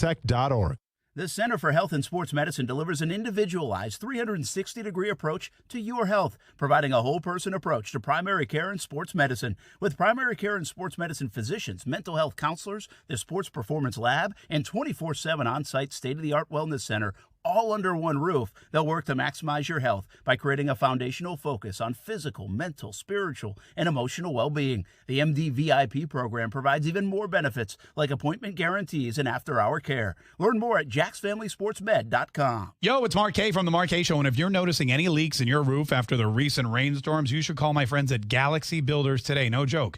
Their team of roof repair technicians is the best in Northeast Florida, and they offer free estimates. They're a licensed roofing and general contractor, so no job is too big or too small for Galaxy Builders. Get a free estimate at galaxyfla.com. Oh, and ask them about their solar attic fans. I've got two. They installed them. They're amazing. I love them. Get a free estimate at galaxyfla.com. Tell them you heard about it from me, Mark K. My name is Sanjay Patani, and I'm an emergency medicine physician. It's the after effects of getting COVID that the young population should be concerned about. There's chronic fatigue syndrome, blood clotting disorders, heart problems. There are long chronic lung problems. The essence of this vaccine is not to prevent you from getting coronavirus. It is from preventing you from getting seriously ill and potentially dying. This message is sponsored by the Florida Hospital Association, the Florida Medical Association, the Florida Association of Broadcasters, and this radio station. Do you have a passion for sales? Are you known for building strong relationships? Do you love to compete and win? CMG Jacksonville is searching for a talented individual to join our family as a media consultant. This position will require a committed person who will forge great relationships with Jacksonville's business leaders and develop profitable campaigns for advertisers. If your talents are a match, email your resume to jaxjobs@cmg.com. That's JAXJOBS@cmg.com or call 245-8732. Seems like a no-brainer to me. If you install it, you ought to be able to service it. But for gas-fired water heaters, there are a whole lot of plumbing companies that can't and won't service them, even though they're happy to install them. Now, just think about that. They don't have the expertise to work with gas, but they're installing a gas unit. Does that seem like a good idea to you? Seems like a recipe for turd buckets to me. You might as well have Acme parachute that water heater in and have the Coyote install it. At Griffin Service, not only are we the same-day water heater specialists, we're also the gas-fired water heater kings. And that goes for both tank and tankless units. And naturally, we're certified to service and install them, because we fix what others can't. Plus, we have water heaters in stock and ready to roll same day.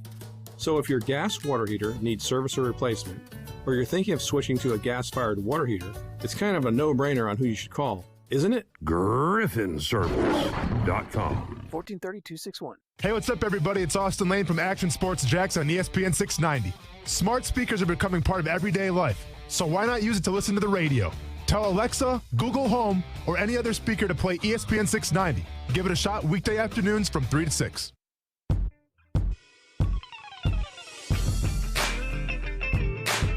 People don't feel like Carr is an elite quarterback in the National Football League.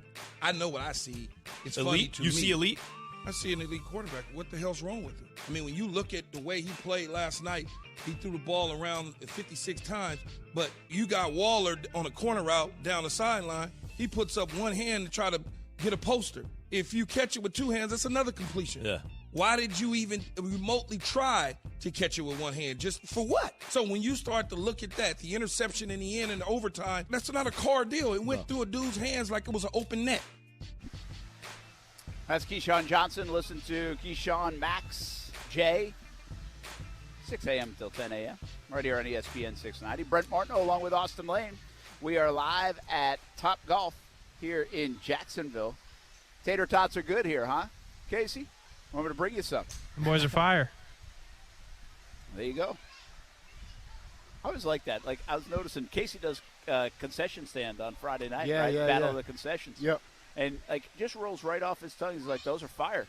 No, for sure. Casey, Like, how's it last? Fire's good. Fire's like a word. Like, that Fire, is like a yes. That is like a word for Casey. Like, I would never say those are it fire in that context, and that's okay. Like, I'm not criticizing. Like, it's just, old, like, though, I kind of right? like it. Little, I mean, it's. Well, I'm just saying it wouldn't come out of my mouth. Like, I wouldn't say it, right? It's Sure. like I've had this conversation before. Yeah. It's like I don't say that's dope. Yeah, right? yeah. And But a lot of people do. Some, I mean, I think younger people would. That's what I'm saying. Yeah. So fire's like the new dope.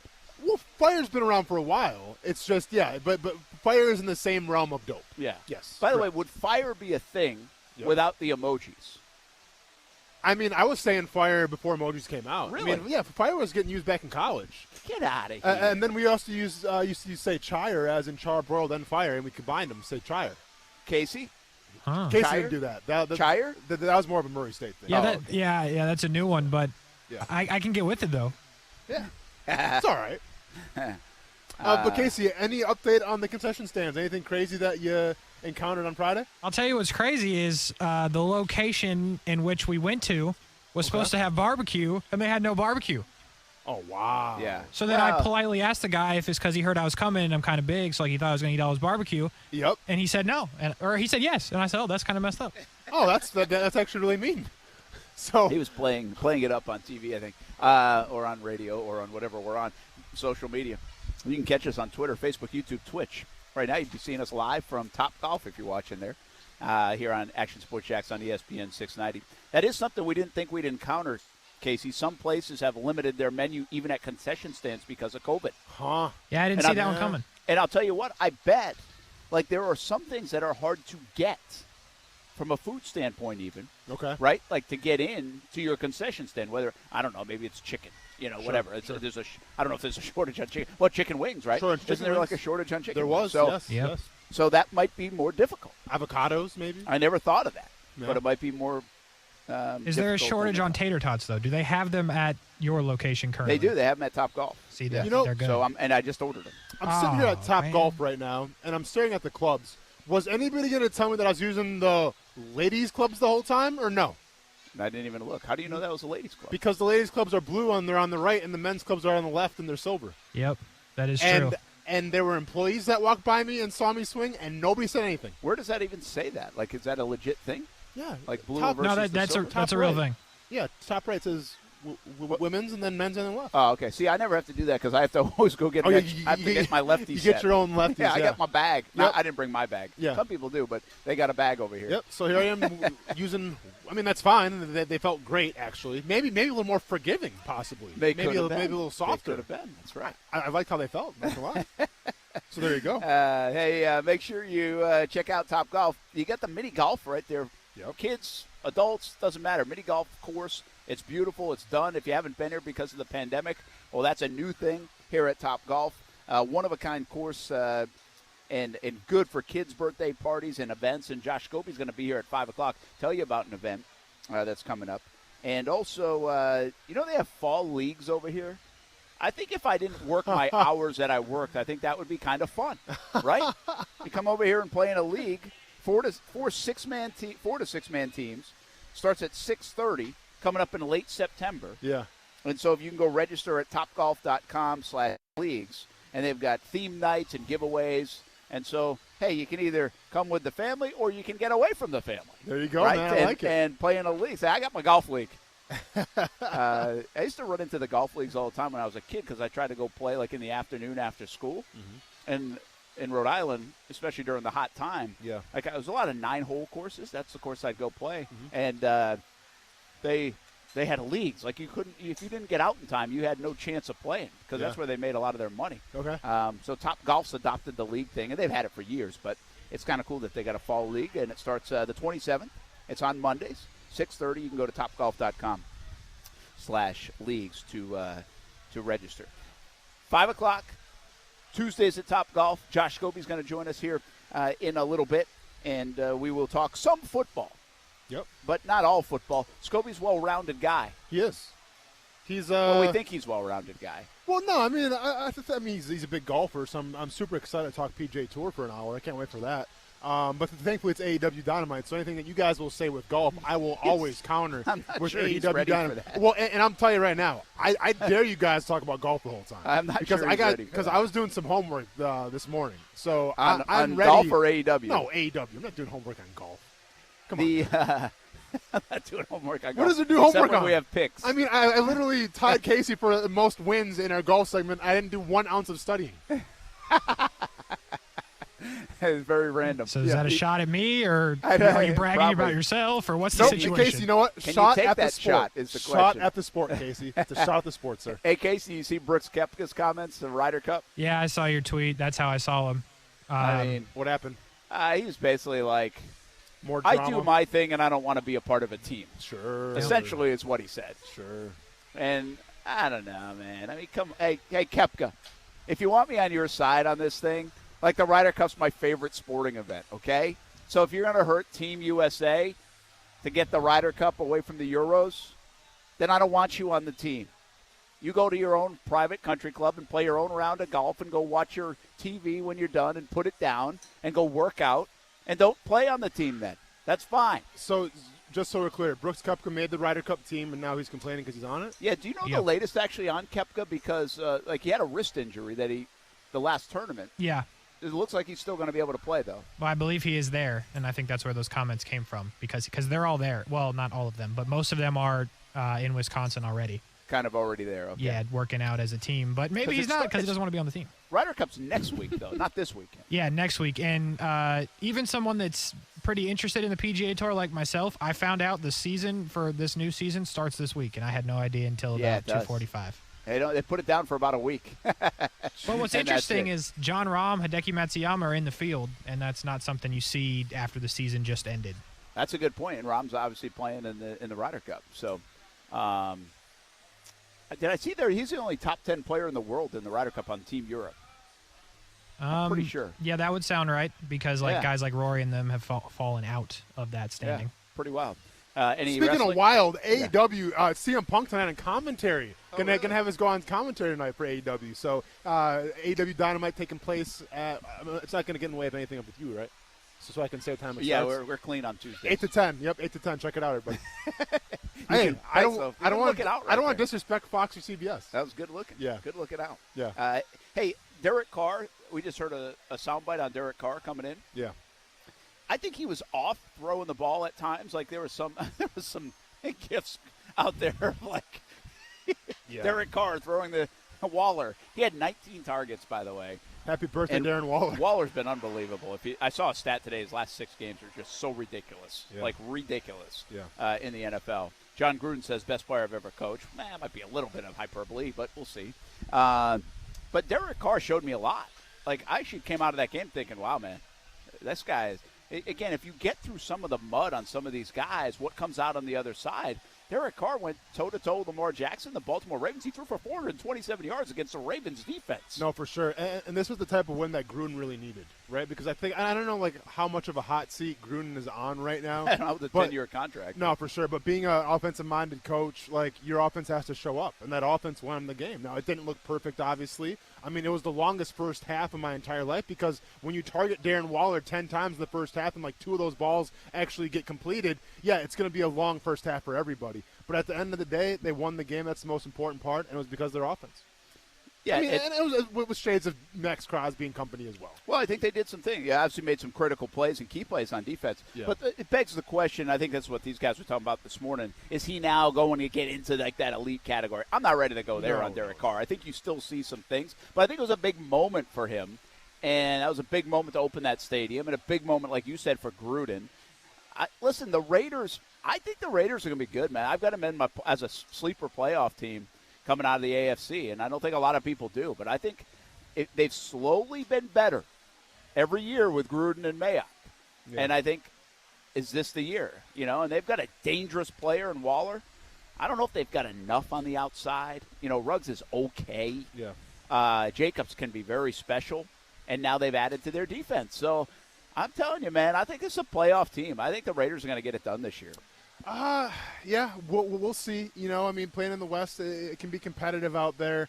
I'm not quite sure if I'm sold on the receivers yet. Obviously, Waller, like you mentioned, I would say top 3 quarterback. I think it's Kittle, Kelsey, and Waller in the top 3. But I don't know if they have the firepower and if Brandon Jacobs could actually stay healthy for the whole season to be successful.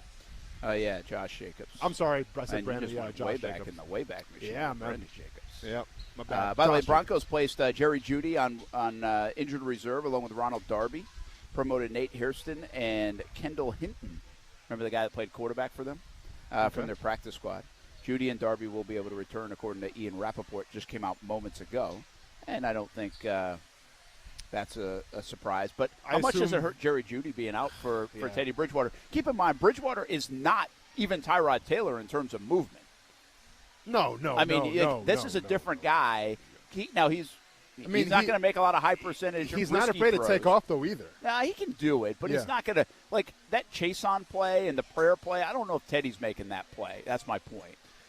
Probably not, but and here's the thing with Teddy. It seemed like when he went to Carolina, he got a lot more confident in terms of running with the football. Yeah. And I don't know if that was coming more off of the injury. Yeah, maybe it was just a Matt Rule thing. But then if you watch the Broncos game, his first one here, he also took off a little bit and ran with it. In terms of losing Jerry Jeudy, that's a big blow. They really like him a lot.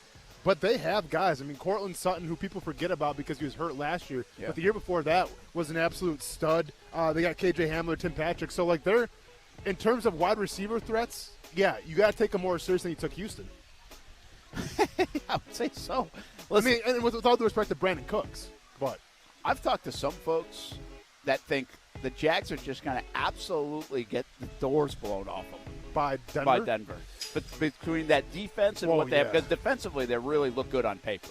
And Fangio, what he's going to dial up for Trevor. And then this, offensively, they've been kind of a little darling of the offseason. A lot of people think the Broncos might be good because of their offense and playmakers. So even without Jeudy, to your point, Bridgewater knows how to win, man. He knows how to get the job done. So that's not a question. So then let me ask you this. How important is it with James Robinson going into this game? Because now you have Bradley Chubb, you have Von Miller, and you're going against the Jaguars offensive line where we're not the most confident in. How important is it to establish a run this game? This is unfortunate for the Jets. What they've done is they put the narrative out there now that 51 passes.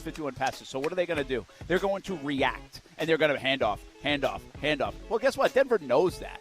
Denver knows they're not going to want to throw it 51 times. So this is a bad setup, in my opinion, for the Jags, and because they know they're going to try to run the ball. Yeah. They know it. I'd actually maybe come out throwing and test that a little bit. Oh, here we go. Brent, careful. You can't. You got to be careful. That's what Houston did. They knew they were going to try to stop the run. Let's come out throwing. Yeah. Right? Yeah. You can't play it right into their hands and end up with 3rd and 9 on your first series, can you? At least you don't call a timeout on your first series. Maybe that'd be good. Might be a good start. We'll be back. Action Sports Jax on ESPN 690, live from Top Golf. Football at 5 coming up. Josh Scobie joins us in just a few minutes. What's up? It's Casey of Action Sports Jax. If you can't catch the show live, just search Action Sports Jax wherever you get your podcasts to make sure you don't miss moments like this. Now, keep in mind, you're sitting next to Mr. Thanksgiving right now because I absolutely stuffed the stat column. You sure did. And they called me Mr. Thanksgiving. Nobody I don't want to brag. Nobody called you that. I don't want to brag. You called yourself that, maybe. I don't want to brag. We're talking 4 points. Yep. We're talking 2 rebounds. Yep. We're talking a steal. Okay. We're talking a block. Yep. And I almost broke a guy's ankle. I'm just saying, if you find yourselves around some Jacksonville Giants and all of a sudden one of them starts saying, is that stovetop dressing? Oh, jeez. What is that? What is that? Is that cranberry sauce? Oh, Mr. Thanksgiving's in the house. And that's who you know they're talking about me. Hello, you have reached the Crooks R Us training helpline. Today, we're discussing the differences between a Safe Touch security system and a do-it-yourself security system. One's professionally installed and monitored while the other one comes in a box. Well, yeah, there's that. As you know, houses with Safe Touch security systems are strictly off-limits to us crooks, for many reasons. Professional installation and monitoring among them. Correct. And by contrast, alarm systems that come in a box with do-it-yourself installation are a crook's best friend. Plus, they have DIY monitoring. No comparison to Safe Touch's two-way communicator. Excellent point. So to sum up, as crooks, you'll want to avoid any house with Safe Touch security. And tell your loved ones if they're going to buy something that comes in a box, just make it cornflakes. Only one security system is truly the best. Hi, I'm Lester Jackson, president of Safe Touch Security Systems. No one beats our technology or our price. Call Safe Touch today at 888-723-8682 or go to safetouch.com. State license number EF233. My secretary booped me at work today. You know, I booped Larry all the way across town. Connect with your staff in an instant. All you have to do is boop. Push to talk is back from Peak PTT. Hey guys, I'm in the bathroom and I just booped. It gets you to the right person in real time because nobody ignores a boop. Instant two-way communication across town or across the country. I can boop driving. Department of Transportation says so. What are you booping waiting for? Ready to boop right out of the box. BoopToTalk.com. For the ones who know safety isn't a catchphrase, it's a culture. And the ones who help make sure everyone makes it home safe. For the safety-minded who watch everyone's backs, Grainger offers supplies and solutions for every industry, as well as safety assessments and training to keep your facilities safe and your people safer. Call, click Grainger.com, or just stop by. Grainger, for the ones who get it done. Just be confident. Community First makes smarter banking simple so you can relax, knowing you're managing your money the right way, yours. Visit justbeyourself.com. Community First Credit Union. Just be yourself. Federally insured by NCUA. Mr. and Mrs. Flavor, thank you for joining us. Great to be here. I'm Barry, the flavor of berry. I'm Janet. I'm bitter. And I understand your son is the flavor menthol? Yes, he's the menthol in a menthol cigarette. He's such a disappointment. Out there getting people addicted, being used by big tobacco to target black people. He could have been a lozenge. Menthol cigarettes are harder to quit than regular cigarettes. Find out how to quit today at tobaccofreeflorida.com. ESPN 690 is home for the Florida Sportsman Fishing Show hosted by Captain Rick Riles. Tune in every Saturday morning from 7 to 9 a.m. to find out what's biting now. Fishing so fresh, you can almost smell it. You love Zoom for video meetings? Now, choose Zoom to power your phone communications too. Zoom Phone works seamlessly within the Zoom app as your business phone system. Zoom Phone's secure HD audio and enterprise-grade reliability keep you connected to your teams and your customers. And it's easy to use on mobile, desktop, or desk phone. Empower your workforce with Zoom Phone. Zoom, how the world connects. Here at the Home Depot, we want to help you do big. Bigger. Even epic. From small tools to earth-moving equipment, we've got your DIY covered. No matter how big or small. And at the Home Depot, you can rent and reserve online and pick up in-store. The Home Depot app. How doers get more done. Want to look like $1 million but only spend a handful of bucks? Upgrade to Dollar Shave Club with the Ultimate Shave Starter Set for only $5. Get a 6-blade razor, prep scrub, shave butter, and post-shave dew for a noticeably smooth shave. Plus free shipping. Razors can be expensive, so don't spend all that money for a mediocre shave. Dollar Shave Club. It's what dreams are shaved of. After the starter set, razors ship at a regular price. Go to dollarshaveclub.com/gojo. That's dollarshaveclub.com/gojo. Welcome to the club.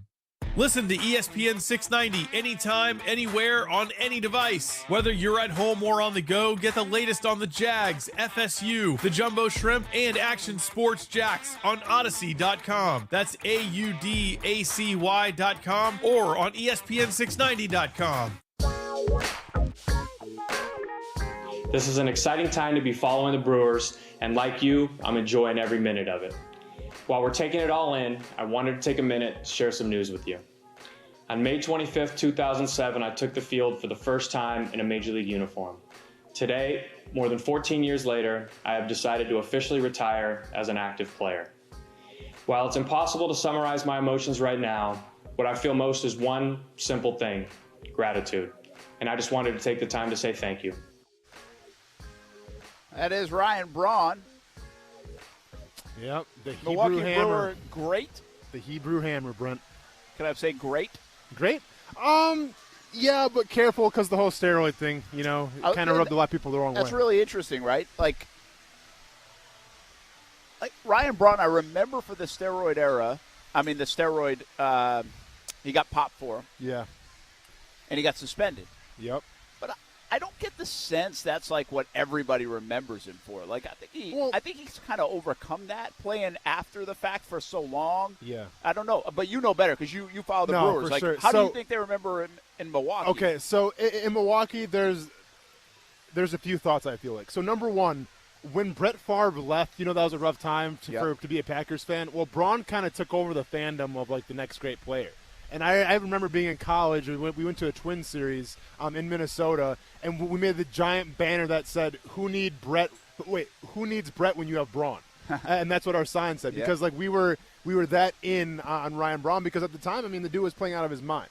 So, you get the sense that he was going to be like the next big thing. Now, he was for a while. When the steroid allegations came out a little bit, it rubbed some people the wrong way, because he sat in front of camera saying, "I swear on anything, like I didn't do this," and he promised. And even to the point where at the time, him and Aaron Rodgers were business partners with restaurants and everything in Milwaukee. And Rodgers backed him up too and said he wouldn't do that. Well, then when it comes out and he finally admits that he did do it, well, that caused a rift between him and Aaron Rodgers, and that caused a rift with some Brewers fans who kind of had his back through the whole thing. Yeah, so it was more that process if he had just owned up to it. Because correct. I think he's an interesting one. I don't remember what year it was that he got popped, but it was after kind of the whole steroid era thing. Yes. And so what I thought, like some guys, let's just say like who was it? Maybe like Brady Anderson or Brett Boone or, those guys, once they got caught or that era was over or everybody knew what was going on and they got off them, they stunk, right? Like those are guys that come to mind. I don't even know their numbers after, but it felt like they stunk. Braun wasn't good initially, but actually got back to being good. Sure. And so I thought that helped him a lot, like at least in my view of being like, okay, this wasn't a guy that just solely relied on steroids to be a good player. Like, he still played a long time after that and was a good player for the Brewers. Like, not a Hall of Fame player, but he's a good player. So, I don't know. Like, to me, I kind of thought, all right, well, listen, he got popped, he got caught, he was trying to whatever. But it doesn't mean, like, Barry Bonds holds the home run title because he did it. Yeah. A lot of people think. I don't think Braun was a good player because he did steroids. I think he was already a good player. And I think it took him a long time to improve that reputation once it was tarnished a little bit. But he did do that, I think, for most people, especially in Milwaukee, where the fact was that he did play at a very high level, even without steroids. So I agree with you. Yeah, and by the way, I think that matters to me as a fan to be like, okay, at least I know he's a good player, right? There's a bunch of reasons why people tried to do it and did it. But he served his time, and then he came back and he did it. And he's one of the few that I can remember that got popped for steroids, came back after being suspended, and then still performed. Like, I don't know. That list is a short list. By the way, over the years, it's been kind of a short list of guys that have got popped anyway for it and got suspended. Most of those guys are trying to make it to the bigs, and you haven't even really heard of them, and they're in the minor, whatever. Then that's where they get it and get suspended. So it's just interesting with Braun. Like, I don't know. From the outside looking in, it's not like he was like one of my favorite players in the game. Yeah. But I think he was a good player, so it was interesting to see. By the way, why retire right now? Wouldn't you want to be a part of this team that might win the World Series? Were they going to cut him? I'll be honest, I don't think he's even played this season. Oh, he hasn't played at all? Yeah, I mean, like, I haven't heard a lot about Ryan Braun. Like, I honestly thought he was retired. Yeah, maybe. So maybe he's been on the shelf the whole time anyway. Which probably he has. But interesting. He's an interesting story in the steroid world, in my opinion, for a lot of different reasons. I wonder where he is, and I don't get a good feel of where he is in the Brewers organization from a beloved standpoint, or not, though. That's I mean, at the end of the day, you know, when the Brewers started to win again, and then they started to be kind of a cool team to cheer for, he was at the front and center of that. So he's always going to have that there, kind of led them into a new era, and you can't take that away. So I think there's always going to be respect and admiration for Ryan Braun. You see Vlad leads the league in homers again. I do. Triple crown, does that get him the MVP over a guy that pitches and hits? I mean, I wish it would, but I doubt that's going to happen. Imagine that. Can you imagine winning the Triple Crown and not getting the MVP? And by the way, I'm not sure people could even beef about it. You know what? I'm just glad I never made a bet on it because I would be a lot more worried right now. I mean, I get we still have a bet with me and you. We did a good job, though. No, we did. We did a good job picking these guys. Because it's going to be 1 and 2 regardless. It is. Yes. I mean, we knew these. We don't do a lot right. Well, especially me. I was going to say, you don't either. You just don't admit it. Yeah, but in terms of betting. But we nailed Vlad and Ohtani. Yeah. And I feel good about that. For sure. Yeah. I got to finish it off. Ohtani, win the MVP, baby. Finish it off. Is he playing? I mean, what is he doing? I haven't heard his name in forever. What is he doing, though, for real? I haven't heard his name in a while. He's probably throwing 103 tonight for the Angels. We'll see. I'm telling you, put him on the shelf. Rest him. You're not in playoff contention. We try something new today. We're at Top Golf. We go Tuesdays from Top Golf. Josh Scobie joins the crew. Coming up for the next hour, the final hour of the show. Action Sports Jax on ESPN 690. Rolls on right after this. Let's be honest. I'm in the AC business, and even I don't want to buy a new AC system. And yet, the only thing worse than spending money on a new AC is spending it and then not getting the comfort and performance you paid for.